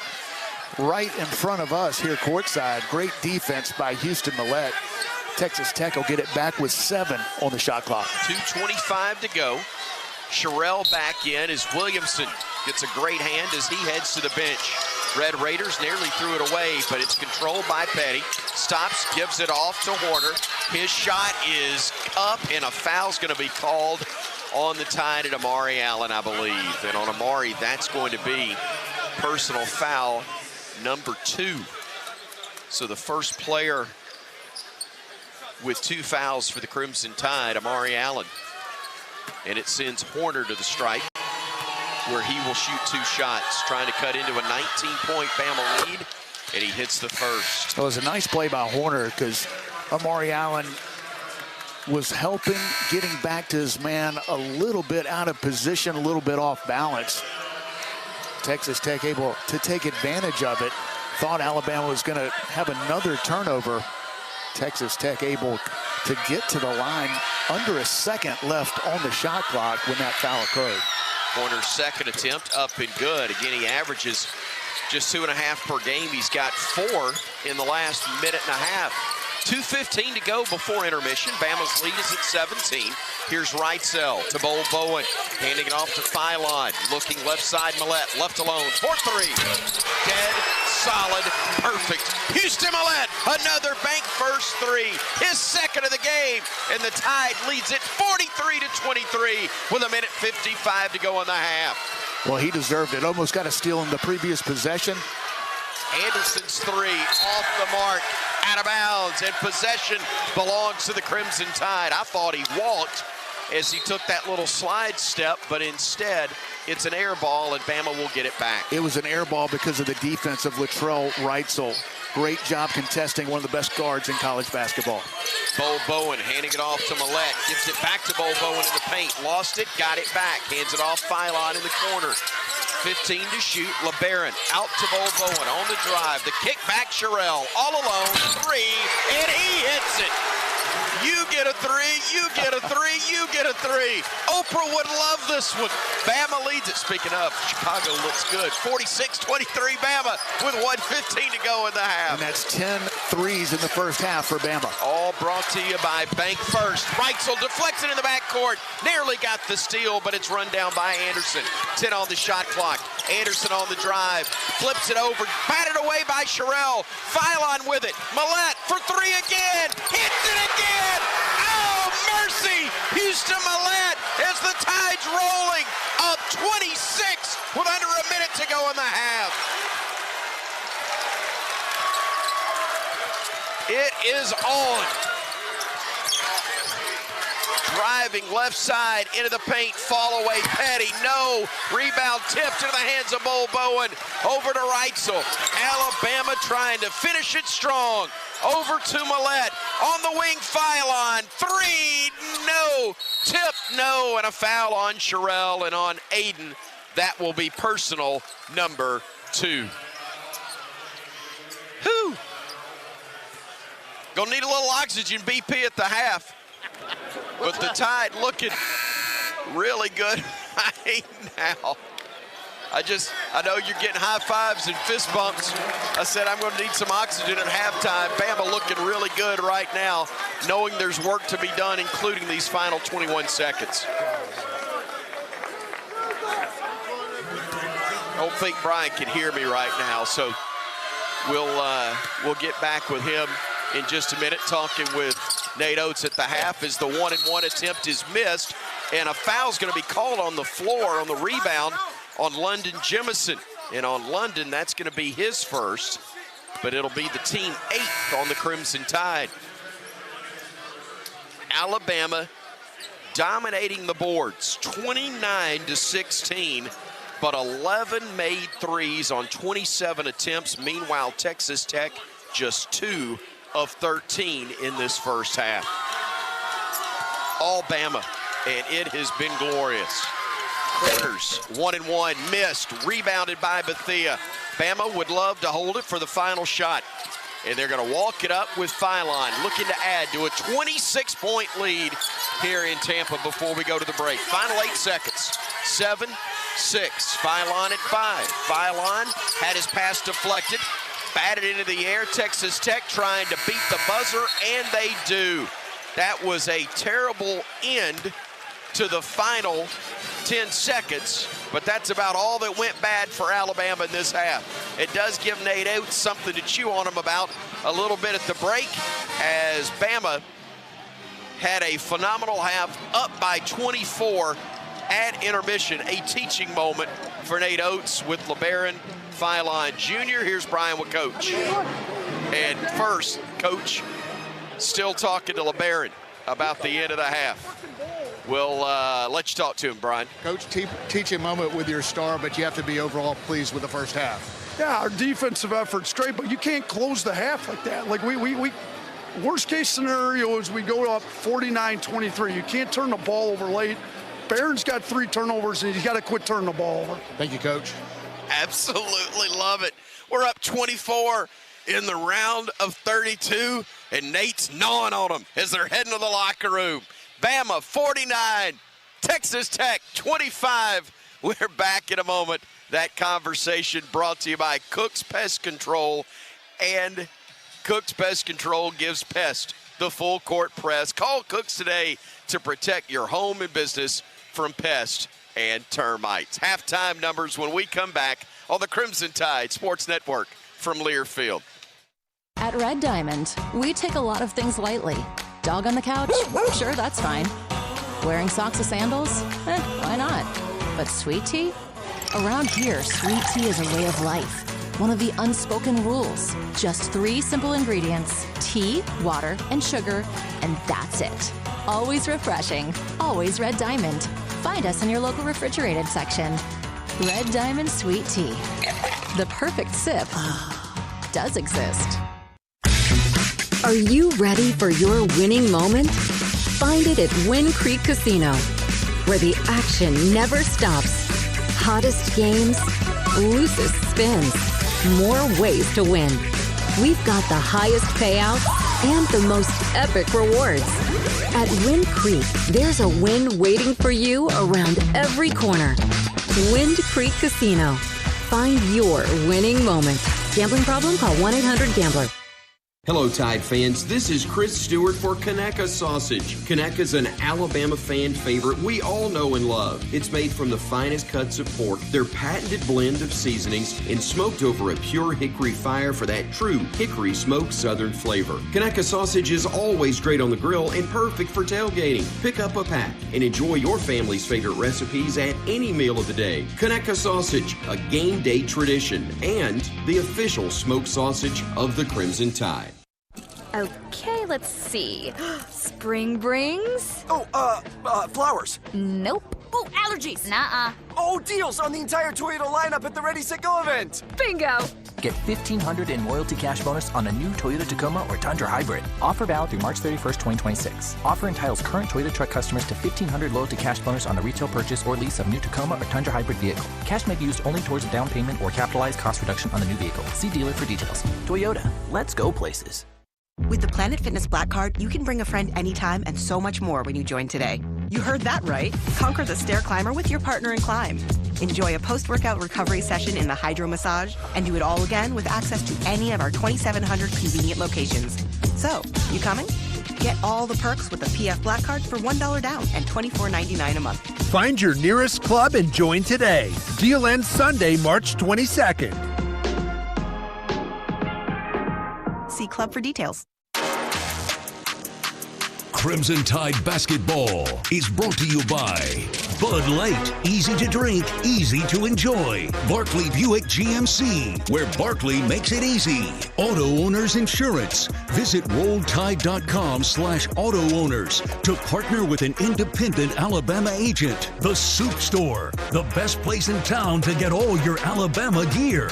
And by Cook's Pest Control. Give pests the full court press and call Cook's today to protect your home and business from pests and termites. Welcome to the Toyota Halftime Report. Toyota. Visit your local Toyota dealer today. Toyota. Let's go places. What an unbelievable half of basketball for Nate Oates' Alabama Crimson Tide as Bama has rolled to a 49-25 advantage at the break, led by multiple players, but certainly despite the 3 turnovers, which we talked about with Nate Oates at the end of the half, a turnover that led to a bucket, and Texas Tech cutting the Alabama lead to 24. Yeah, we'll forgive him with the 3 turnovers because LeBaron Philon, 7 points, 6 rebounds, 6 assists, and terrific play in 24 minutes. Bama's also gotten 10 from Aiden Sherrill and a couple of boards. The Tide's gotten 9 from Latrell Reitzel. They've gotten 9 from Houston Millette. They've gotten 5 from Noah Williamson with a great effort and 5 points and a steal in just 4.5 minutes of work for Noah. Jalil Bethea, a good 2 minutes of work with a couple of rebounds. Actually, Jalil with 3 rebounds during that time. Bama's also gotten 3 points each from Amari Allen and London Jemison, and a collective effort that's been highly impressive. Again, Bethea is the only one who has seen the floor but hasn't scored, and yet he also has helped Alabama to a 30-16 halftime advantage in rebounds over Texas Tech because Jalil has 3 boards in the first 20 minutes of play. The Red Raiders led by the 6 from Leon Horner, 5 each from Anderson and Petty, 4 from Watts, 3 from Atwell, 2 from Mosley, and that is it for Texas Tech as Bama has exploded for a 49-25 advantage at the break. Tom Stipe has got more numbers coming up for you in just a moment as we continue with our halftime show presented by Toyota. Visit your local Toyota dealers or explore setoyota.com today. No matter your destination, Toyota goes with you. Toyota, let's go places. We go to the break, again with Bama leading it by 24 here on the Crimson Tide Sports Network from Learfield. You can find all Crimson Tide Sports Network video content online on the CTSN YouTube page. It's the home of the live booth and courtside cams, episodes of Crimson Drive driven by NASCAR, plus replays of Crimson Tide Rewind. Our YouTube shorts will deliver thrilling Alabama radio highlights, plus interview clips from Alabama student athletes, coaches, and media members that you can't miss. Subscribe to the Crimson Tide Sports Network on YouTube for the very latest on the Crimson Tide. It takes hard work to be the best in the game. Planning, commitment, resilience, sweat. That's why Old Dominion Freight Line, the #1 national LTL carrier for quality, works hard to be the best in the game and is proud to support those striving to be the best in theirs. Old Dominion Freight Line, official freight carrier of Alabama Athletics, helping the world keep promises. Tide fans, Golden Flake Snacks have been a proud partner with the Tide family for 68 years. The South's go-to potato chips, Golden Flake Snacks, are delicious fan favorites because they are crafted from traditional Southern recipes. Whether it's the tangy punch of sweet-heat potato chips or the fiery bite of Louisiana hot pork rinds, Golden Flake are a winning combination with Alabama basketball. Share Golden Flake Snacks with your Tide family and friends. Simple, Southern goodness. That's Golden Flake. Being a Chevron car these days has been quite the adventure. Miami to Seattle, ocean to ocean. I've stopped at so many states and collected so many bumper stickers. Sometimes I feel like a moving passport book. It's just so great what I can do with Chevron with Techron, because it gives me unbeatable mileage and keeps my engine clean. Plus, there are so many Chevrons along the way. Now the only thing I'm worried about is where to go next and where to put all my new bumper stickers. Chevron with Techron, fueled by possibility.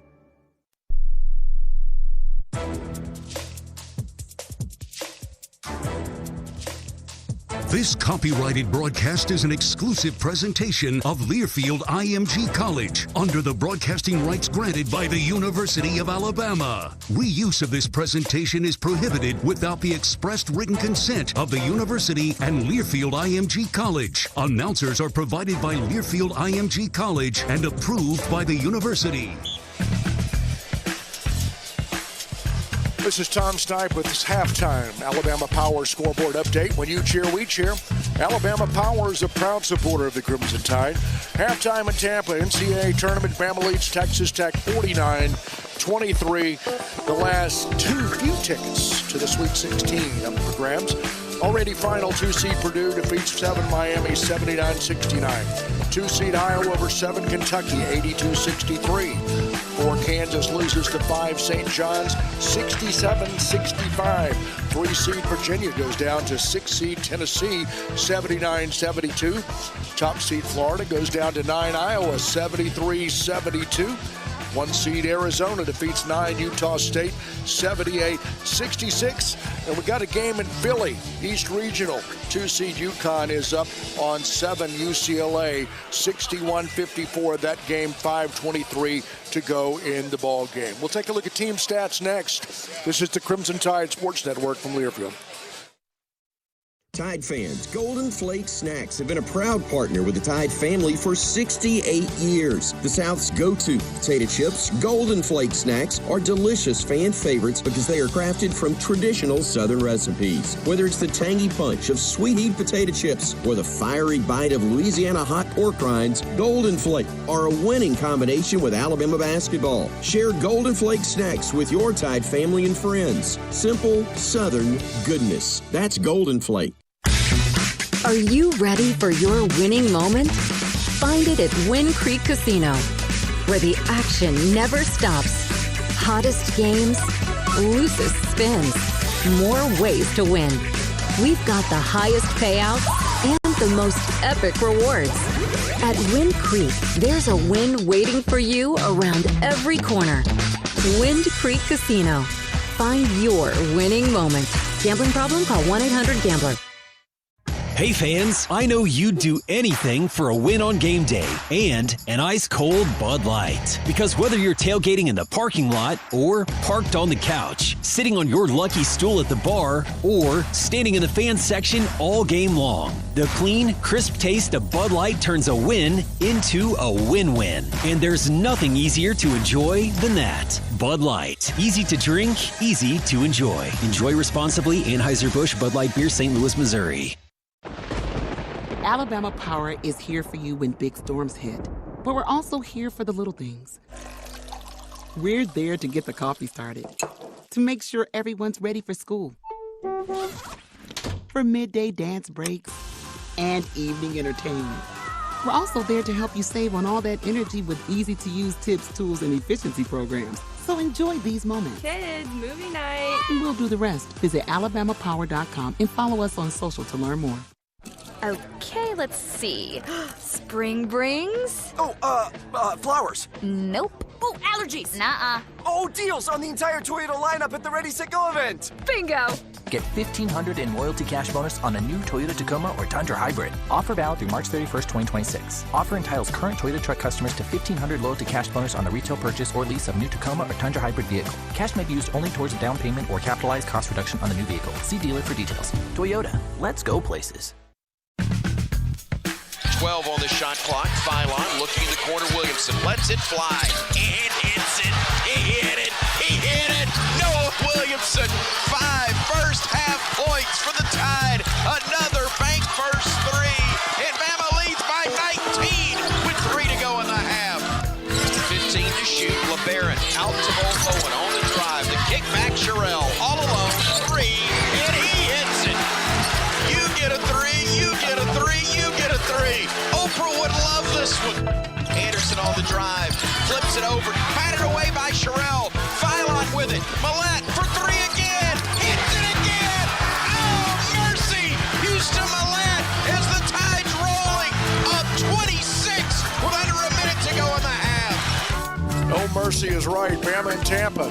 NCAA tournament second round. Bama leads Texas Tech at the half, 49-23 halftime stats. Shooting percentage, Bama 44% overall, 41 from bank first 3 land, 4 of 7 from the foul line. For Tech, 30% overall, 15 outside the arc, 3 of 6 from the stripe. Team rebounding, Bama leads at 30-16. Turnovers, Bama 6, Red Raiders with 7. Again at the half, Bama leads Texas Tech 49-23. That does it for the Toyota halftime report. Second half's coming right up. This is the Crimson Tide Sports Network from Learfield. Barkley makes it easy. Get ready to rev up your engines and feel the excitement at Barkley Buick GMC Cadillac. We've got the perfect ride to match your style and adventure. Visit us at our showroom at Skyland Boulevard and let our friendly team help you find the vehicle of your dreams. Barkley Buick GMC Cadillac, where hometown pride and unbeatable deals collide. Drive with passion with Barkley. Visit us today or check us out online at barkleygmc.com. Barkley makes it easy. Basketball at Alabama means one thing: time to dunk. And we're not just talking about on the court. At Fusakli's, we're dunking our hand-battered chicken fingers straight into our house-made sauces and washing it down with our fresh squeezed lemonade. Whether you're heading to Coleman Coliseum or watching from home, make Fusakli's your pregame stop. hot, fresh, and made to order just the way Tide fans like it. Fusakli's, proud partner of the Crimson Tide. 1225 is your ultimate game day destination. Catch the game on one of their 35 big screen high-def TVs, combined with an extensive menu of mouth-watering food and refreshing drinks. Juicy burgers, crispy wings, craft beers, signature cocktails. 1225, where the energy is high, the screens are massive, and the excitement is contagious. Visit 1225 on the Strip in Tuscaloosa, less than 2 blocks from Bryant-Denny Stadium. 1225 Sports Bar, where sports, food, and fun collide.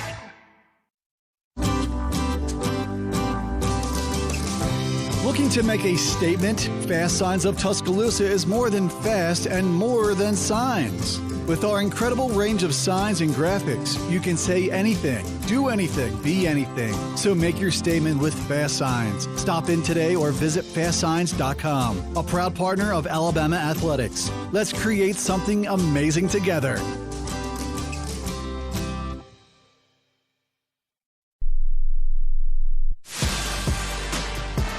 This has been the Toyota Halftime Report. Visit your local Toyota dealers or explore Toyota.com today. No matter your destination, Toyota goes with you. Toyota, let's go places.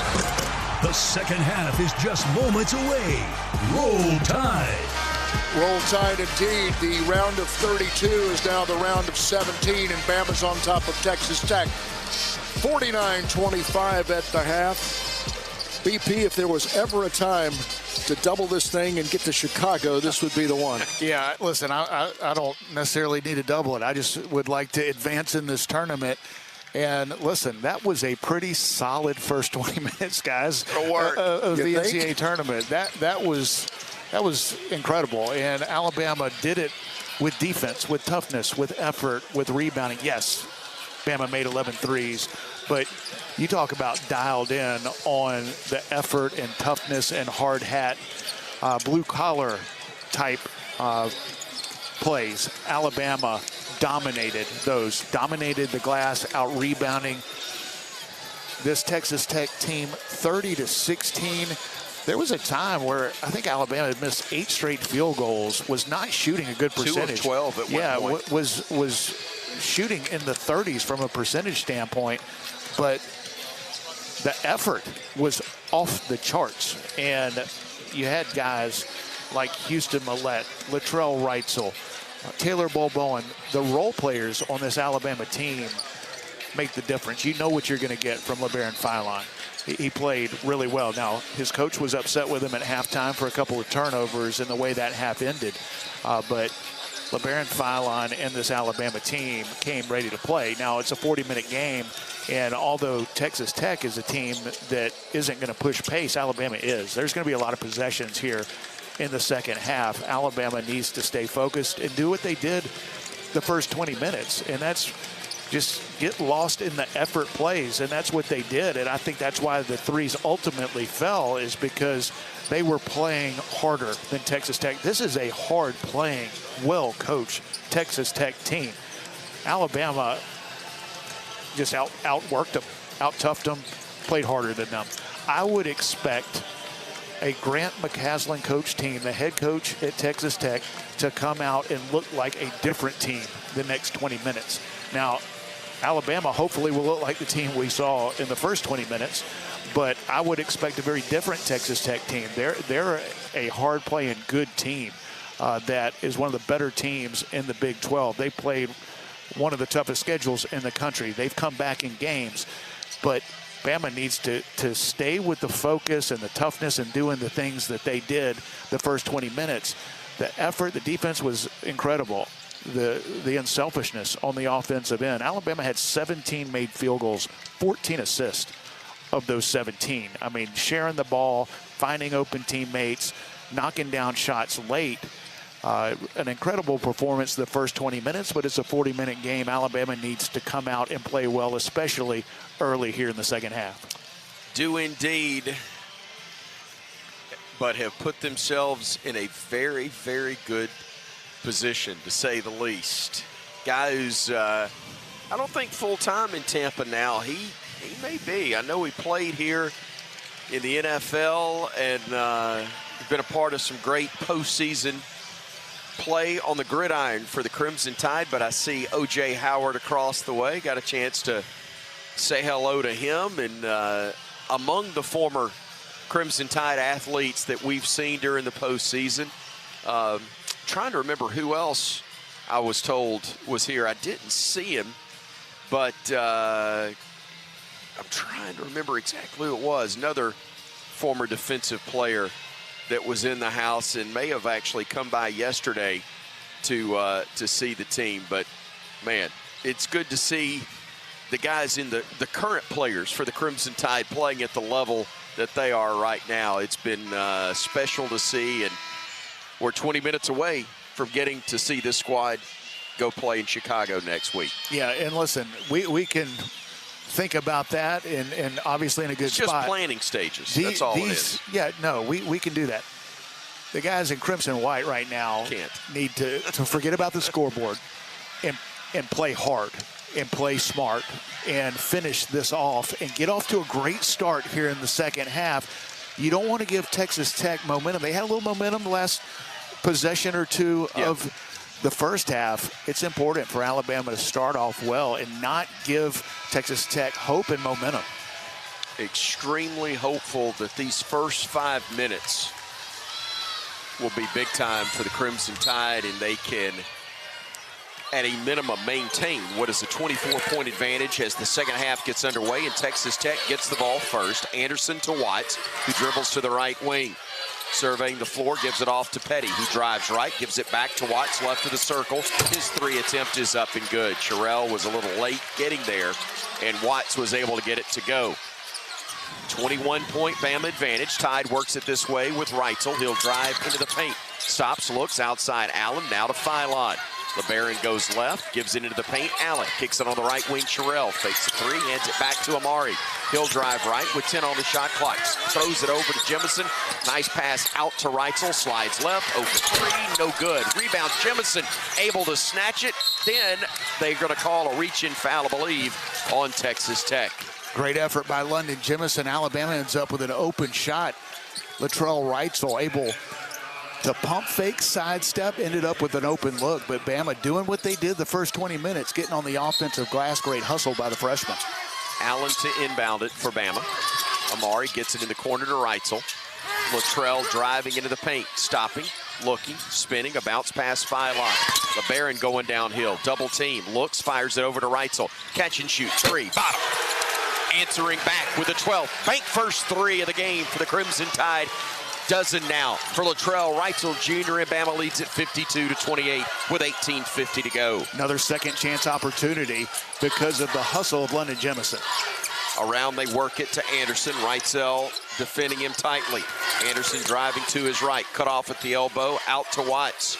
Watts working against Sherrill, gives it back to Anderson, and a foul is going to be whistled on the Crimson Tide, I think on Latrell, trying to play through a screen. Yeah, it's great effort by Latrell Reitzel. Even though he got called for the screen, he's matched up on the All-American Christian Anderson, one of the best players in the Big 12. Thought he was going to be open from three before that. Latrell Reitzel with a hard closeout. Gets called for the foul, but love the effort. Anderson giving it off. Watts driving down the lane. Throws it back out. They're going to call what? A push? They did. On Sherrill. Or was that on Amari Allen? I think if it's they got on Amari, it's his third. Yeah, I think they got Amari Allen. They did. It could have been either one. It was Aiden Sherrill and Amari Allen reaching in there. So we talked about Texas Tech's come out focused here in the second half. They're much more aggressive on the offensive end. They work it in the corner to Petty, driving into the paint. Hands it off to Watts, back to Petty in the corner. Rises, fires, misses the three, but the rebound comes right to the left-hander in Donovan Atwell, and he lays it in for a bucket. 18-12 to go. Top of the arc, Jemison, three. Off the rim, no good. Rebound tipped out of bounds, touch last by Sherrill. We've got 18:06 to go. Bama leads it 52-30.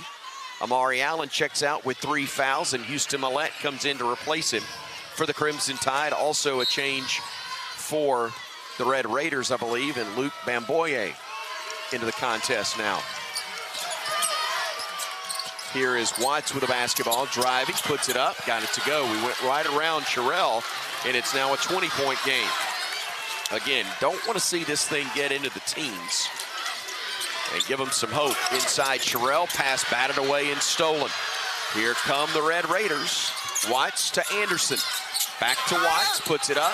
It is no good, but he's fouled by Sherrill, and on Aiden, that's going to be his third. So you got Allen and Sherrill now with 3 fouls each for the Crimson Tide. Yeah, not a good start at all for Alabama on the defensive end. Texas Tech has scored every time they've had it. Alabama just 1 for 3. The Red Raiders 3 for 4. The one miss they had, they got it back on an offensive rebound, put back, and the turnover goes to Texas Tech, and they go to the line for 2. Thankfully, Watts misses the first. Here comes Taylor Bowen in to replace Sherrill. And Aiden will sit down with the 3 fouls. Again, 17:40 left to go. Bama led this one by 24 at the half. And after Watts makes 1 of 2, they've got it down to 19 for the first time since late in the first half. Here's Bama with the ball. Bowen to Phylon. LeBaron working off the screen from Taylor. Gives it to Reitzel. Now to Phylon. To Taylor. Back to Phylon again. 12 on the shot clock. Phylon driving, dishing. Jemison, 4-3. Boys, he playing well. London Jemison knocks another one down. Jemison now with 6. And Alabama with another bank first 3. They're 13th on 31 attempts, and they lead it again by 22. And another assist for LeBaron Phylon. He's got 8.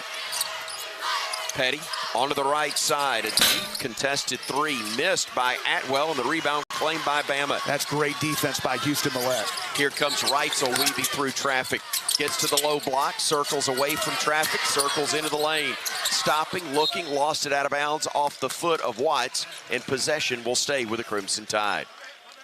Houston Millett has been so good in this game. He's knocked down 3 threes. He's gotten 3 offensive rebounds.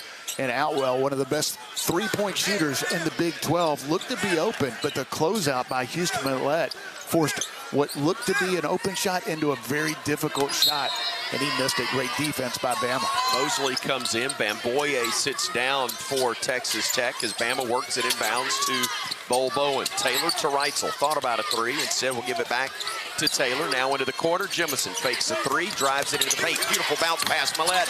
Layup attempt blocked, but Houston got it back. Resets it. Bowen, top of the arc. 3, missed it wide left. And the rebound controlled by Watts. Texas Tech running. Into the corner, they work it. 3, short. Bad look there from Atwell. Rebound, though, claimed by the Red Raiders as Mosley lays it in for 2. 20-point Bama advantage, tied with a basketball. It is Phylon directing traffic, driving, dishing. One more pass. Reitzel slides left, shoots a 3, bottom. He thought he got fouled, no whistle on it, but a 14th bank first 3 for the Tide puts Bama up 58-35. Beautiful move by Latrell Reitzel, able to pump fake, sidestep.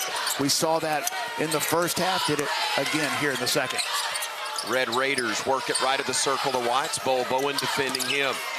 Watts taking it to the wing with a dribble, trying to back his way down on Taylor. Gets it to the low block. The lefty had it poked away. Diving on the deck, Millett trying to save it. Did he get a timeout? No, they're going to say a tie-up, and the arrow favors Alabama anyway. Timeout on the floor. 15:32 to go. 58-35. Alabama with the lead here on the Crimson Tide Sports Network from Learfield.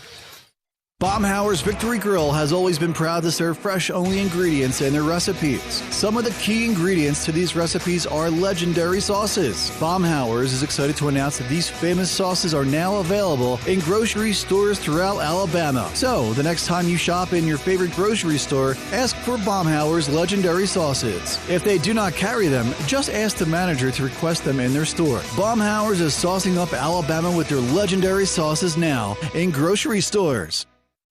Hey fans, I know you'd do anything for a win on game day and an ice-cold Bud Light. Because whether you're tailgating in the parking lot or parked on the couch, sitting on your lucky stool at the bar, or standing in the fan section all game long, the clean, crisp taste of Bud Light turns a win into a win-win. And there's nothing easier to enjoy than that. Bud Light. Easy to drink, easy to enjoy. Enjoy responsibly. Anheuser-Busch Bud Light Beer, St. Louis, Missouri.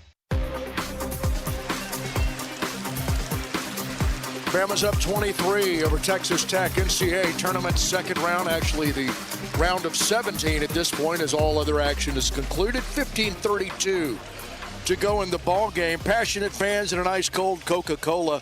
That is a winning combination. Fan work is thirsty work. Enjoy a Coca-Cola.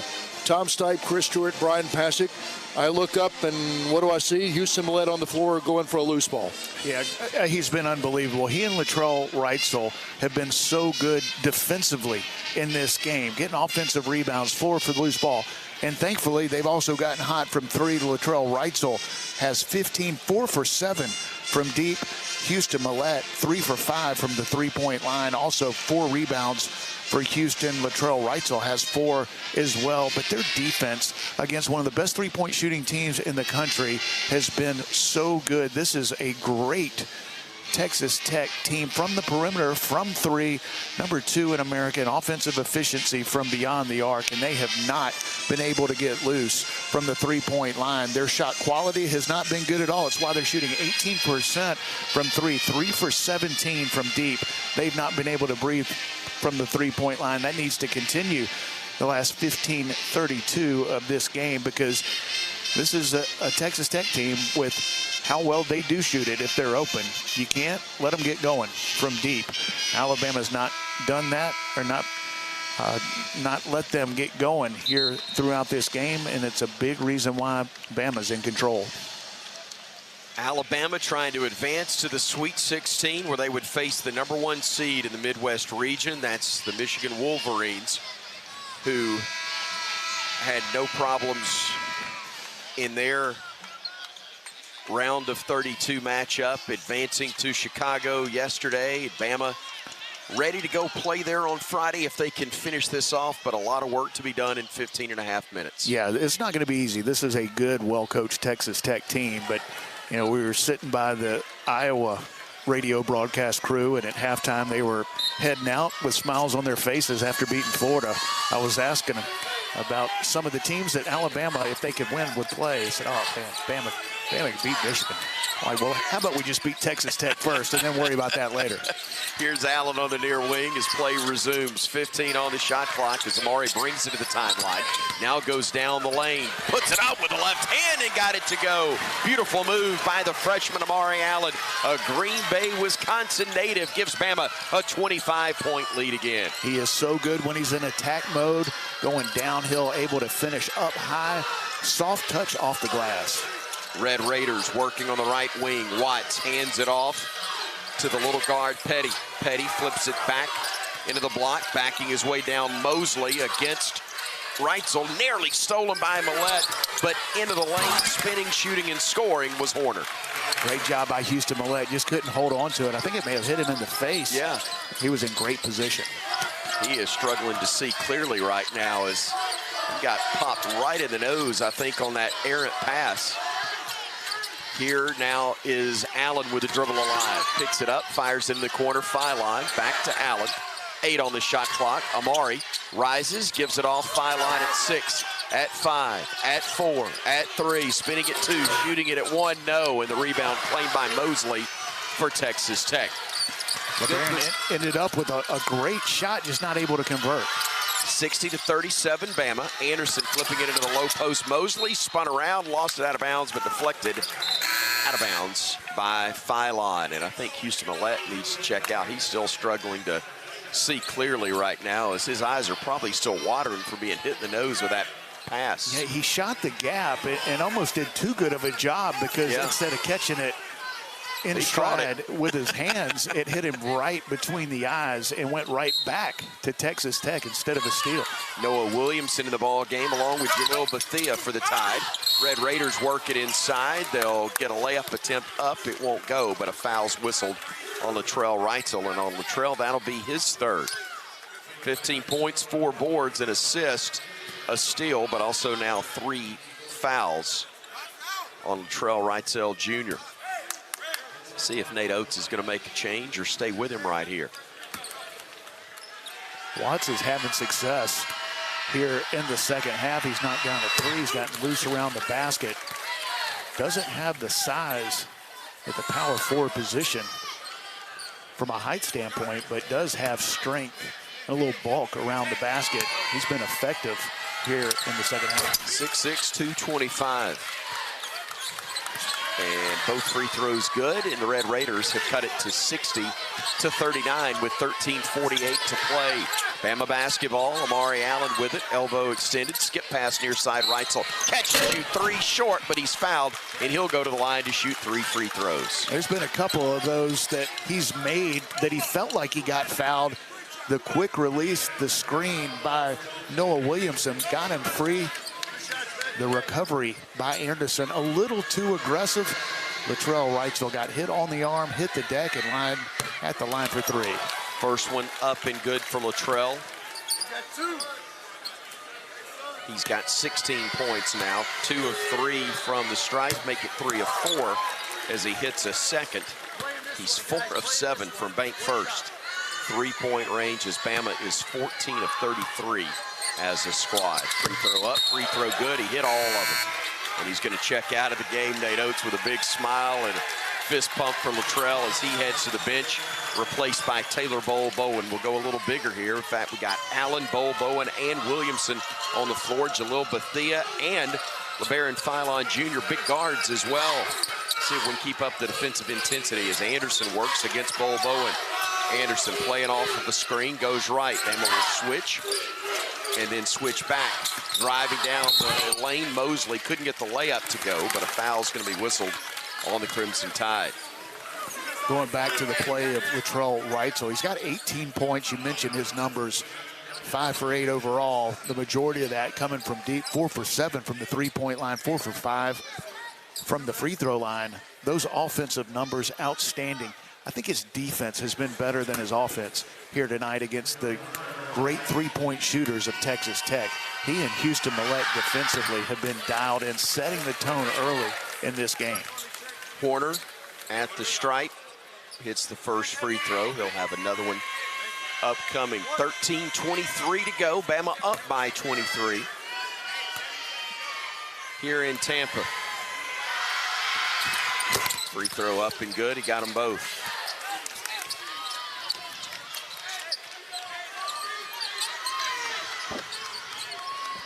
Bama with a basketball. Up by 22. We led it by 24 at intermission. Red Raiders trying to trap in the half court. Philon trying to dribble away from it. Picks it up, tried to give it off, threw it away. Stolen by the Red Raiders as the trap results in a turnover. They switch defenses there, and it paid off.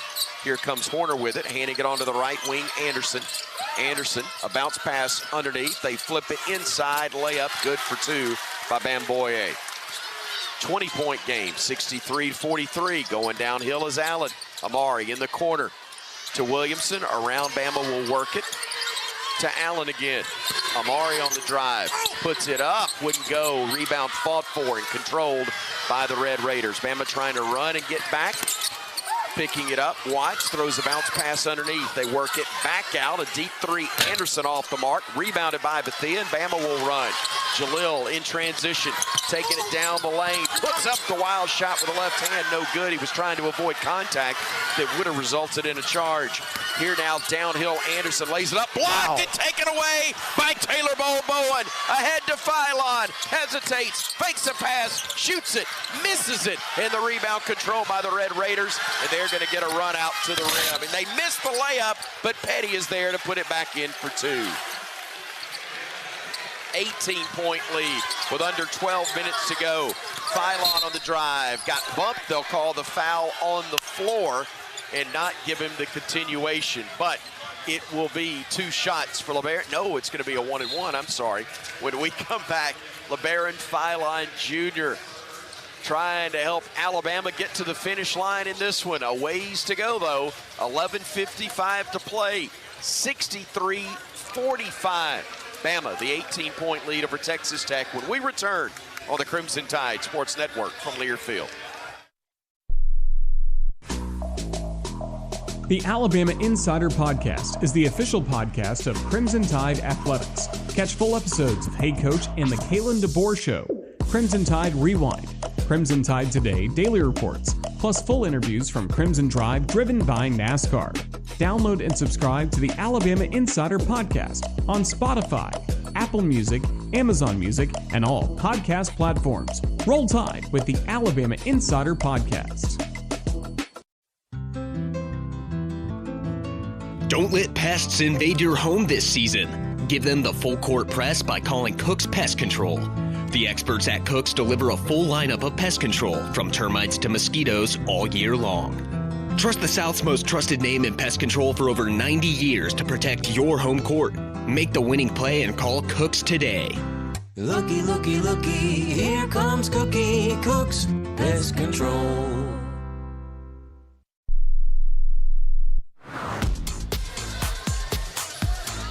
Two teams remain vying for the last spot in the Sweet 16. 11:55 to go in the ball game. One of those teams, Alabama, has a 63-45 lead over Texas Tech. Medical Properties Trust helps hospital operators around the world unlock the value of real estate to invest in people, technology, and long-term growth. Medical Properties Trust at the very heart of healthcare. Brian Pasick, 18-point lead, 63-45. It would be real easy to just let them chip away and get back in this thing. We don't want to do that. They chipped away a little bit. They have. And 12, just under 12 minutes to play. And Grant McCaslin, I'm sure, is telling his team, if you could continue to chip away, get to that under 8 media timeout, down 10 or 12 points, they're going to have a shot. He's convincing his team they're going to have a shot to win this game. Alabama needs to get it done defensively, which they have throughout this game. Texas Tech has been able to go inside a little bit. Bama's taken away the 3. That needs to continue. We've talked about it all game long, even throughout the pregame. This is a great 3-point shooting team in Texas Tech, one of the best, if not the best, in college basketball. Bama's perimeter defense has been terrific here tonight. The Red Raiders just 3 for 18, 17% from the 3-point line. Alabama, 14 made threes on 33 attempts, 42%. Both teams rely on the 3-point shot. They do it in different ways. Alabama's volume from 3, pace of play, one of the biggest and best in the country. Texas Tech efficient. Got to continue to get out to the 3-point shooters of Texas Tech. They're featuring on the video board Houston Millett and his father Wesley Millett in a split screen. Pretty good. Wesley working as hard as Houston. Bama throws it inside. Sherrell kicks it in the corner. Philon. One more to Houston. Fakes a shot. Drives into the lane. Kicks it into the corner. Allen. Still 10 to shoot. Philon around to Houston. Let it fly, baby. Why not when you're shooting it like this? And I think he just pointed to his dad in the process. Another bank first 3 for Houston Millett. And Bama leads at 66-45. Pretty good scouting report, partner. Brian Pasick called this one in the pregame. One of the major keys. Houston Millett needs to make some threes, and he has. Driving Watts, layup, no good, and a very late whistle bails him out on that call. Ron Groover with a whistle, and that will be on Sherrell, I believe. And that's going to be 4 on Aiden, still with 11:16 to play. Yeah, how about the concentration of Houston Millett, seeing his dad wearing his jersey and a hard hat on the Jumbotron here at the arena, and just a few seconds later knocks down a 3. He has been so good in this game. 12 points, 4 for 6 from beyond the arc. But as I mentioned with Latrell Reitzel, those guys have been better on the defensive end than they have on the offensive end, and they've been great offensively here tonight. Sherrell will check out with 4 fouls. Also, Amari Allen will sit down, and so Nate Oates is going to bring in Taylor Bowen and Noah Williamson, as the free throws are up and good by LaJuan Watts. He averages 11.5 per game, and Watts now has 14 for the contest. But Bama leads at 66-47. Reitzel with it far side, giving it off to Philon. LeBaron near side, Bowen. Taylor getting into the lane, hands it off to Millette. One more to Williamson. Thought about it, gives it to Houston instead. 3 bottom, and he hit another one. Houston Millette on the assist from Noah Williamson. A bank first 3, and Bama leads by 22 again. And the unselfishness of Noah Williamson. He's played well. He's knocked down shots, but found Houston.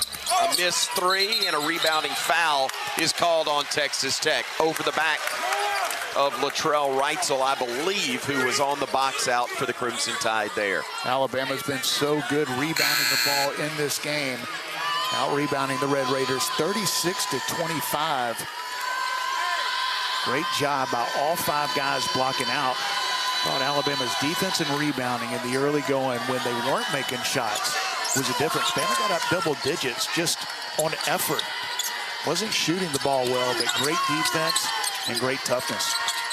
Alabama with over 433s, breaking last year's school record of 413. Bowen on the drive, and the flush. The big man took it to the rack, and Alabama leads it by 24, 71-47 with 10:10 to go. It is so good to see Taylor Bowen playing the way he has here in the NCAA tournament. They just said out of bounds. Yeah, it should have been a charge right there. He took a forearm to the mouth, but offensively, what a move. Caught it at the three-point line. Little hesitation, and then exploded to the basket and threw it down. Alabama didn't go with a challenge right there because they couldn't get the video in time to see that that's truly what took place, as Williamson checks out, at least for possession. Not sure who came in for him. I think it was London Jemison. Is now with the dribble alive is Petty. He'll step back, shoot a contested 3 and miss it. Rebound tipped into the hands of Watts. Missed his layup attempt. Scrambled for the loose ball, and Houston Millette took it away. He just ripped it away from him. And Bama comes the other direction. Reitzel handing it off to Houston. Back to Reitzel. Lets it fly. Bottom. It took a while to get there. It took a victory lap twice around the rim, but it settled through the net, and Bama has opened it up 74-47 with 9:25 to go, matching its biggest lead of the night. 17 made threes for Alabama here tonight. Red Raiders working inside. Back out they go. Atwell for 3, no good. Bowen had the rebound, and it's tipped into the hands of Millette. Ahead now to Reitzel. Thought about it. Gets down the lane. Lost the handle. Goes to the deck. Timeout called, I believe. Nope, jump ball, and it's going to favor Texas Tech with 9:03 to play. My goodness, what a performance by this Alabama team. Could not have come at a better time, and it started with defense against a great three-point shooting team in Texas Tech. And the Red Raiders are shooting 14% from the three-point line. They have not been able to breathe from deep. Alabama's perimeter defense is good as we've seen all season long. There is a fraction of the crowd that we had for the previous game between Florida and Iowa, but the orange and blue has all but filed out after they were eliminated by the Hawkeyes, and it is crimson and disinterested bystanders that are here. Inside they work it, spinning and throwing it home for 2 is Josiah Mosley to cut the Bama lead back to 25, 74-49 with 8:44 to go. Philon on the drive, kicks it out to Jemison. We got a lost shoe for somebody. His driving is Reitzel, spinning, looking, kicking it out to Philon. LeBaron getting downhill into the paint, kicks it over Williamson, spots up 3, and he hit another one. And Noah Williamson buries another bank first 3. Noah playing one heck of a game, 8 points, a couple of rebounds as well for the Tide, and a steal. And all his teammates have big smiles on their faces watching how well Noah Williamson's playing here in the NCAA tournament. He's been vocal on the defensive end as well, as the leaner in the paint is no good for the Red Raiders. And the rebound controlled by Bama, just like the scoreboard. Phylon driving right, getting underneath the basket, double team, kicks it to Williamson. Around they work it to Reitzel, driving, had it ripped away from him, and that'll be a foul on Texas Tech. And we're going to the line when we come back to Tampa. 7:47 to go. 77-49. I'm not going to tell you to go online and start looking for hotels and plane tickets for Chicago. I will not do that with 7:47 to go, but I might at the under 4 when we come back on the Crimson Tide Sports Network from Learfield. At Red Diamond, we take a lot of things lightly. Dog on the couch? Sure, that's fine. Wearing socks with sandals? Why not? But sweet tea? Around here, sweet tea is a way of life. One of the unspoken rules. Just 3 simple ingredients: tea, water, and sugar, and that's it. Always refreshing. Always Red Diamond. Find us in your local refrigerated section. Red Diamond Sweet Tea. The perfect sip does exist. There's team pride, and then there's extra Tide pride. When I'm carrying the University of Alabama Regions Visa debit card or prepaid Regions Now card, that's exactly what I get. Whether I'm grabbing some extra Bama gear or picking up an extra dozen wings for the game, this card always brings it. Sometimes I get an extra Roll Tide from the cashier too. Visit regions.com/GoBama to get yours. Extra changes everything. And at Regions, Extra is our ordinary. Official bank of the SEC. Member FDIC. Well, this is kind of nice. Bama up 77-49, 28-point lead over Texas Tech. 7:47 to go in the ball game with a ticket to the Sweet 16 on the line. Bama fans, be sure and catch Nate Oates and Hey Coach, presented by Alpha Insurance, live from Baumhauer's Victory Grill in Tuscaloosa. Coincidentally, tomorrow night from 6 to 7 p.m. on the Crimson Tide Sports Network. Brian Pasick, Noah Williamson wanted to play in the NCAA tournament. By God, he's doing it tonight. He is, and his teammates wanted to go to the Sweet 16, and I think they're going to do it. What an impressive performance by this entire Alabama basketball team. Incredible, the performance that they put on both ends of the floor against a really good Texas Tech team. This is a Red Raiders team who's been one of the best teams in college basketball, one of the best in the Big 12. And yes, they've lost a player, as has Alabama, but they played really well without him. They were so good in the opening game against Akron. A lot of national basketball media picked Akron, who had won 19 out of 20, to upset Texas Tech. And that one wasn't close, because the Red Raiders can shoot it when open. The good news is they haven't been open here in this game. Alabama's defense on the perimeter has been suffocating. We talked about it all year long. Alabama, one of the best offensive teams in the country. Number 2 or 3 in offensive efficiency. Defensively, in the 60s. You know, not terrible, not great. They've been great here tonight on the defensive end. And we've talked about it last month of the season, trending in the right direction on that end of the floor. And tonight has been as good as it gets defensively for Bama. Alabama inbounds it in the corner. Reitzel 3, and the timeout doesn't cool him off. Latrell Reitzel Jr. now with 24 of Alabama's 80, and the Tide has rolled to a 31-point advantage with 7.5 minutes to go. My goodness, how fun is this team to watch when they get rolling offensively, and doing it without their best three-point shooter. Alabama has already made 19 threes in this game. In the lane, spinning, shooting, and missing was Horner. Bama rebounds it, runs the other way. Here's Amari Allen over to Phylon, and a moving screen's going to be called on Noah Williamson. And so that whistle will give possession to Texas Tech.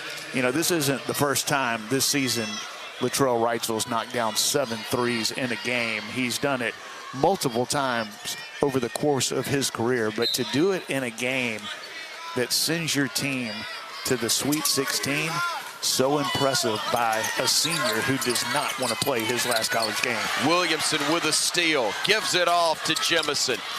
Allen back to Jemison, spinning, losing it, fouled, and he'll go to the line to shoot 2 free throws. And Noah Williamson looking as good as we have seen him in an Alabama uniform. I know in the start of conference play, he had 10 points against Kentucky, but he looks more comfortable than we've seen him at any time this year.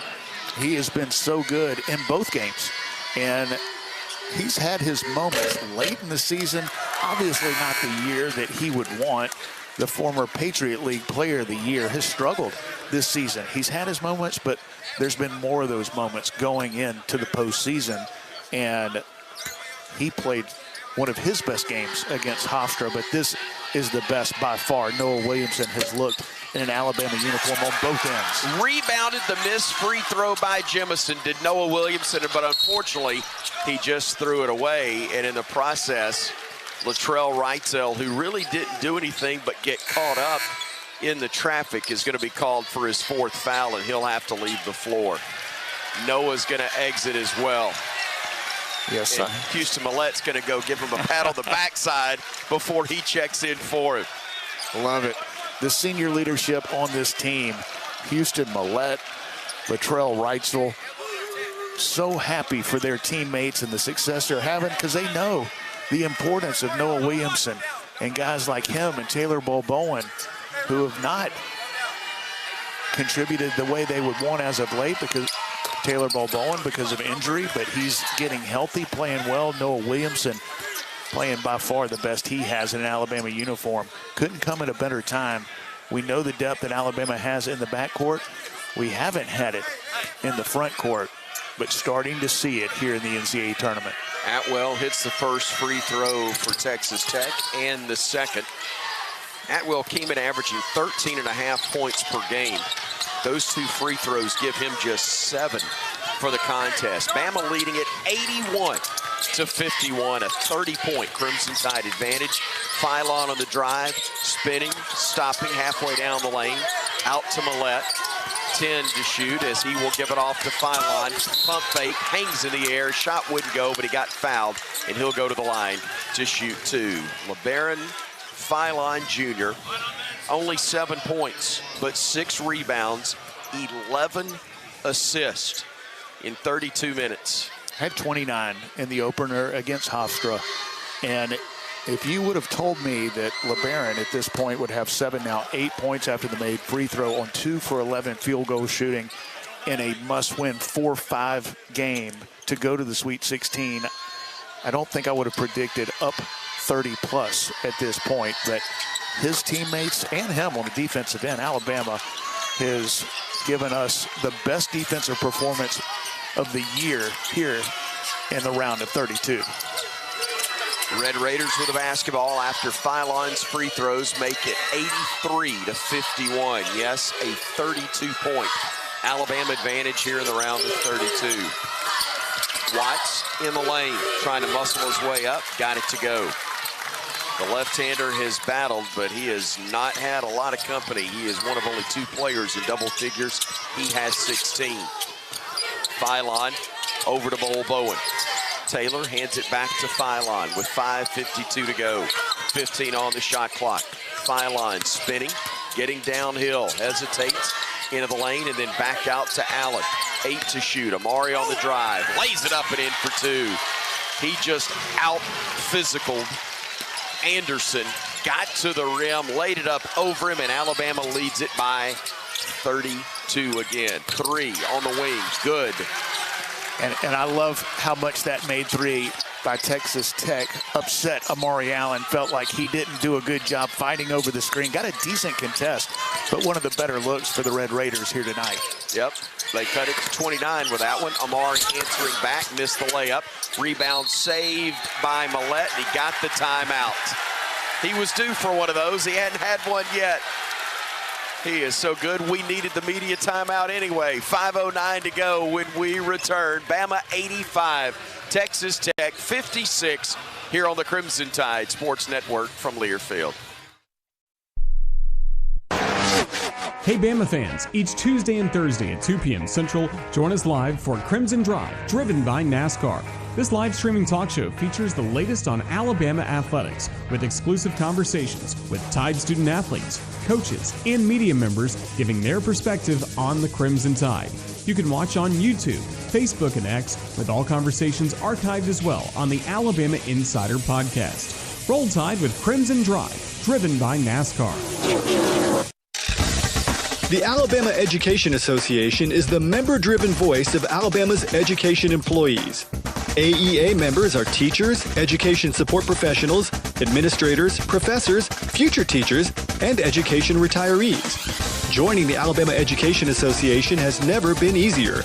Use their new online membership for a fast, safe, and secure way to join today. Visit myaea.org to learn more.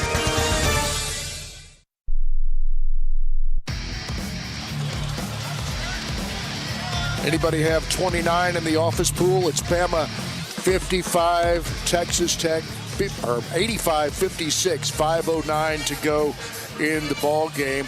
Let's pause 10 seconds for station ID. This is the Crimson Tide Sports Network.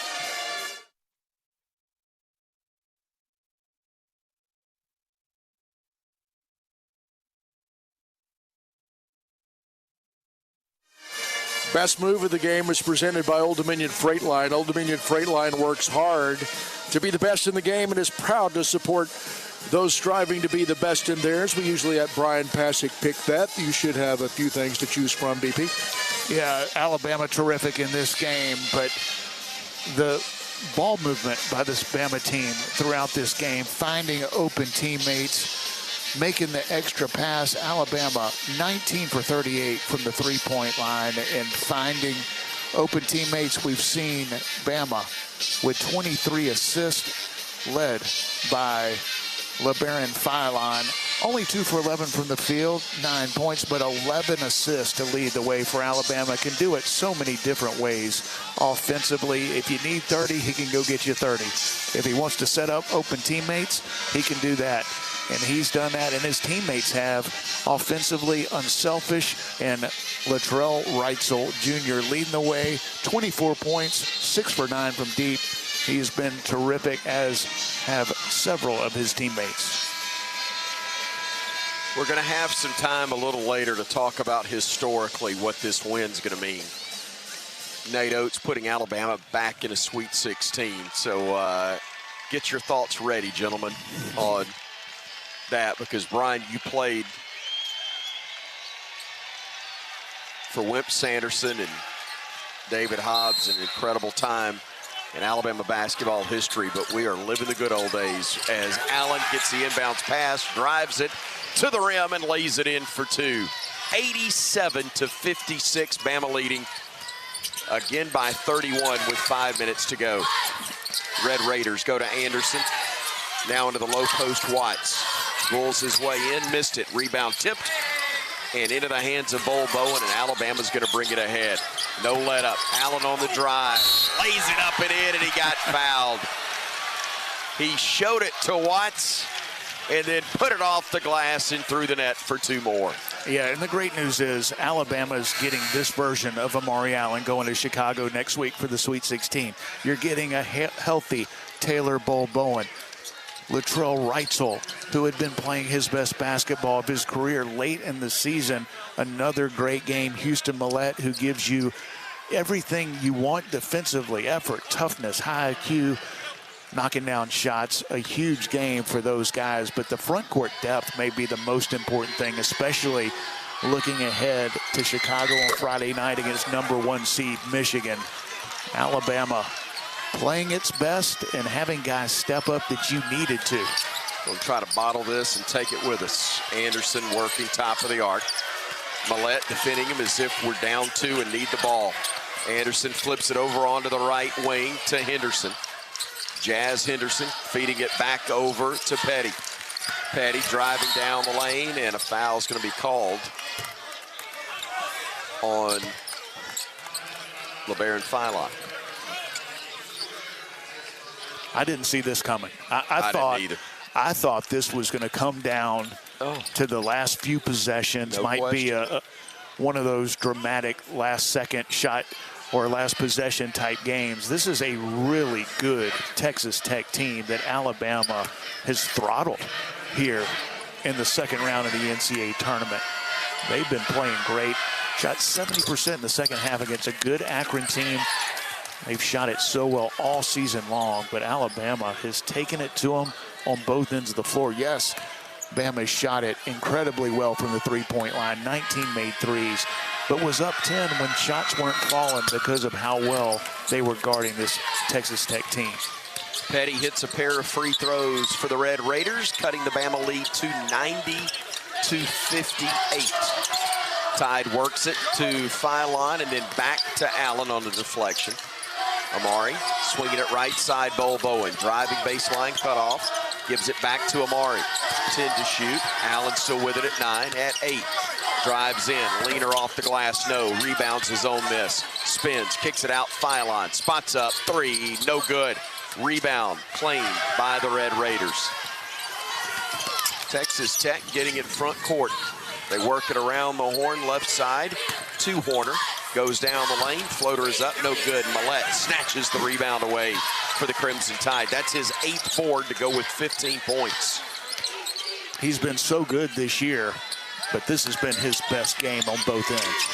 Philon needs another point. Bowen has his 3 attempt blocked, and the rebound controlled by the Red Raiders. Front court, they'll get it to Petty. Petty out to Henderson.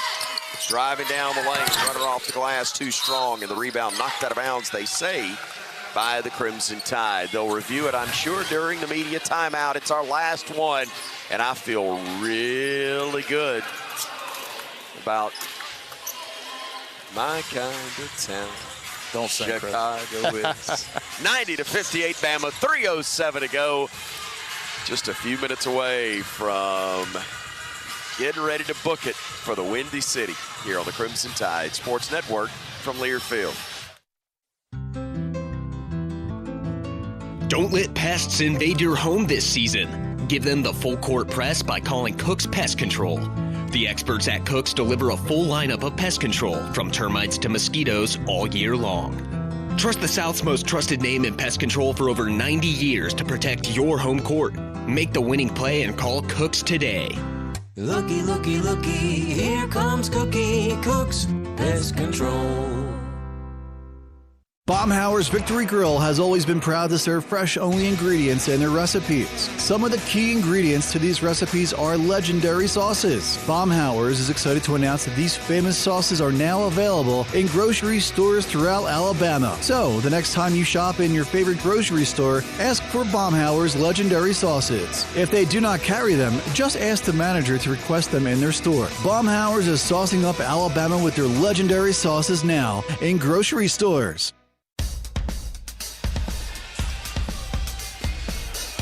90 for Bama, 58 for Texas Tech. 3:07 to go in the ball game for the season for Texas Tech. And the very last moments of the round of 32. Bama's going to make it to the Sweet 16, BP. And I just asked Jerry something I've never asked him on in Q before during the commercial break. Can you say butt kicking on the air? I've been assured that you can. So if we're going to, and we're going to say it now, this is a butt kicking. It is, and against a really good opponent and a well-coached team, one of the best in the Big 12 in Texas Tech. This was an evenly matched game coming into it, and I think everybody around college basketball in the NCAA tournament thought that this was going to be a hard-fought win for whoever got it. And Alabama has made it look easy because of the way they came out and defended the three against Texas Tech. This is a great three-point shooting team who has struggled because of Alabama's defense. And what a performance from the three-point line, led by Latrell Reitzel and Houston Millette. Latrell with 24, Houston with 15 points, 8 rebounds. Houston's the type of player that doesn't need to score a point to help you win. When you get 15 from a guy that does everything else at such a high level, it's why you're up like this. And LeBaron Philon hasn't had his best shooting game by a stretch or anywhere close to it, but has 11 assists. He's been a difference maker. The role players for Alabama stepped up early in this game on both ends of the floor, and Bama has led big throughout. Red Raiders inbound the basketball from the baseline. They work it onto the wing. Atwell, the drive. The runner is no good. And a foul's going to be whistled on the Crimson Tide. Let's see who they got for that one. Maybe Jemison. You know, the thing I love about Alabama up huge in this game, 3 minutes to play. Obviously, the game is over. Alabama will be heading once again to the Sweet 16. But the frustration by these guys, anytime Texas Tech gets an open look. Yeah. I love the mental focus of this Alabama team. No let up. And the frustration of a freshman, Amari Allen, a couple of possessions ago when his man had not an open three, but a decent look. Texas Tech has not had even decent looks in this game from the three-point line. And with the way that Alabama has struggled against some good three-point shooting teams this year, you know Texas Tech thought that they were going to be able to eat Alabama up from beyond the arc, and that has been far from the case. They have not been able to get anything going from deep, and that is what Grant McCaslin's offense is built on.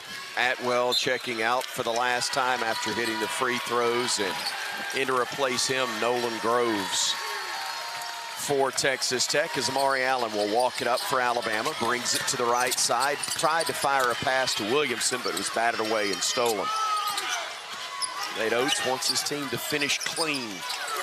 Doesn't expect perfection, but finish clean, as Petty will work to the left wing, gives it back up on the drive corner, lays it up, missed it, rebound fought for and claimed inside by Groves. And he will go to the line to shoot free throws, as London Jemison was just called for the foul. Nate Oates getting a chance to put Preston Murphy Jr. in the ball game. Noah Williamson actually was called for the foul, I guess.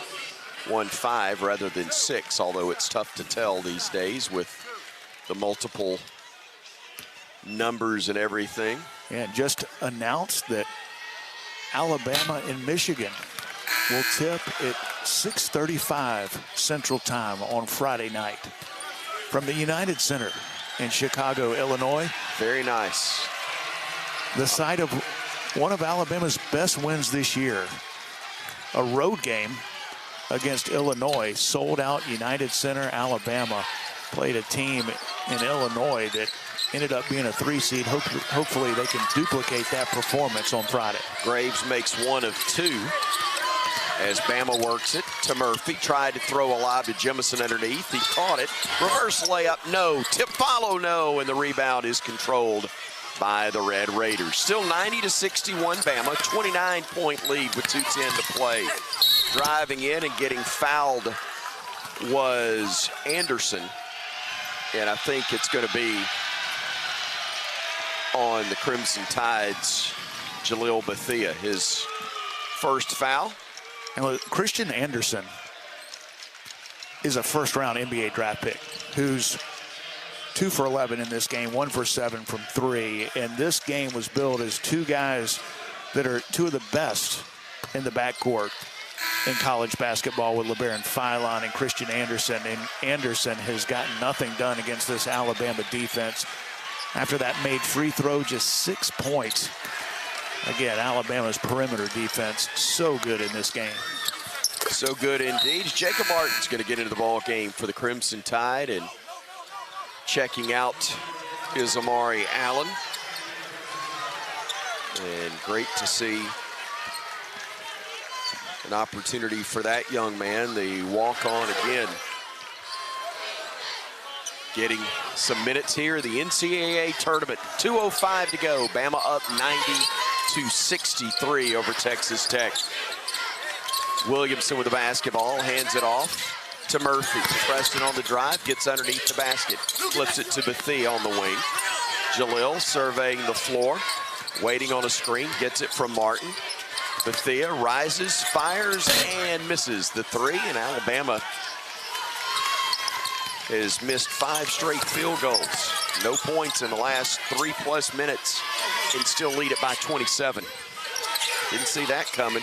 Didn't have that in the office pool. Red Raiders working onto the right wing. 3-ball up and no good. Rebound is tipped out of bounds by Texas Tech. It was Bamboye who missed it from the wing. This is as empty an NCAA tournament building as you will ever see. Incredible. And listen, it was because of the Florida loss. Obviously, the Gators go down in dramatic fashion, and they had this building rocking. Usually, a team that wins will stick around for that following game because their ticket is good for 2 games. But there were some sad Gator fans walking out of this building, and then those that wanted to stick around. It's past midnight here on the East Coast, and Alabama has made this one boring for the average fan or the unbiased fan, but we've enjoyed every second of it. Murphy launches a 3, couldn't get it to drop, and the rebound is controlled by Texas Tech. We're going to fail to score 100, and I would not have thought that 5 minutes ago, that's for sure, but it doesn't really matter because we got more than enough. Final 55 seconds ticking away. Henderson on the drive, getting downhill, shoots a fall-away jumper and got it to go. 90-63. Alabama make that 90-65, I'm sorry, as they just updated the scoreboard. Final 45 seconds. Murphy driving to the elbow, hesitates, puts it up, blocked, got it back. Almost had it wrestled away, and they are going to call a tie-up, and the arrow is going to favor the Crimson Tide. Nate Oates still coaching. Just like he was at the end of the first half, Alabama was up 24 going into halftime. He was not pleased with the way the last possession went. Bethea with it in the right corner. And ball knocked out of bounds, such last by Texas Tech. So Bama with 13 to shoot, 32.9 to play.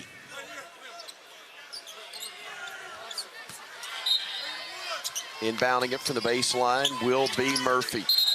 And a whistle away from the basketball. What are they calling on the Tide? Yeah, they call it. Jalil Bethea was cutting, and this man stepped in front, took a charge. Not something you typically see this time and score. But what a win for Alabama. And doing it the way they did and advancing to another Sweet 16, incredible. Henderson lets fly from 3, no good. Rebound fought for. Houston Millette still diving for a loose ball, couldn't get it. They work it over onto the left side, driving, spinning. They'll kick it back out to Groves. Final 10 seconds. Groves gives it over on the wing to Horner for 3, no good. And the rebound picked up by Alabama. Murphy claiming it. The Tide is going to run out the final 2 seconds. And for the love, strike up the band.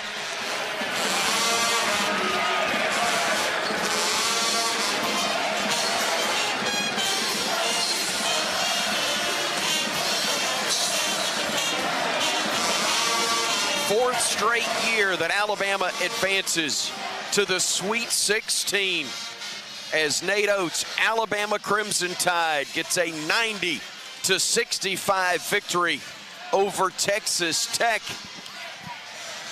And after a good night's sleep, we're going to get out of here and head back to Tuscaloosa before we go to Chicago and take on Michigan in the Sweet 16. Again, fourth consecutive year, all under head coach Nate Oates. First time it's happened, Brian Passing, in program history, and it is a storied program with a rich history, but Nate continues to make new things happen for this Tide. Just incredible where this program is, and really an incredible season when you consider all the injuries to this Alabama team over the course of it. And they've been able to weather the storm and end up as a 2 seed in the SEC tournament, a 4 seed in the NCAA tournament. And what an incredible performance here on one of the biggest stages, the round of 32, with a chance to advance to the Sweet 16. Great to have, man, joining us here courtside. A little bit of everything from LeBaron Philon Jr. Phenomenal ball game for the Crimson Tide. His final line, 9 points, 6 rebounds, a dozen assists.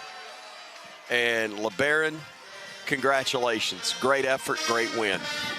Appreciate it. Thank you. Put it into words what it meant to you to see teammates like Houston Millette, Noah Williamson, other guys, there were a bunch of them, have the success they did when you're just distributing the rock like you were. You know, those guys, they make it easy on me. I mean, the game come easy, you know, when you got a lot of guys around you that can shoot, and Coach O's been telling me that. You know, he's been telling me to try to, you know, push a triple-double in the tournament and try to average a triple-double. So, you know, coming into these games is just a different mindset. I mean, like you said, having guys around me that can really shoot the ball, I mean, it takes pressure off me. I mean, you know, I tried to get some shots going in the rim. I couldn't get any going, but my teammates was making shots. So, you know, they saved me tonight, and I'm very thankful for them. We know how good this team is offensively, one of the best in college basketball, and we hear from your coach that you guys need to get better on the defensive end. It seems like you're really peaking on that end of the floor at the right time. Yeah, it's just a mindset thing. It's a mindset thing. I would say, you know, just starting off in the game, you know, they had great guards, and, you know, we took it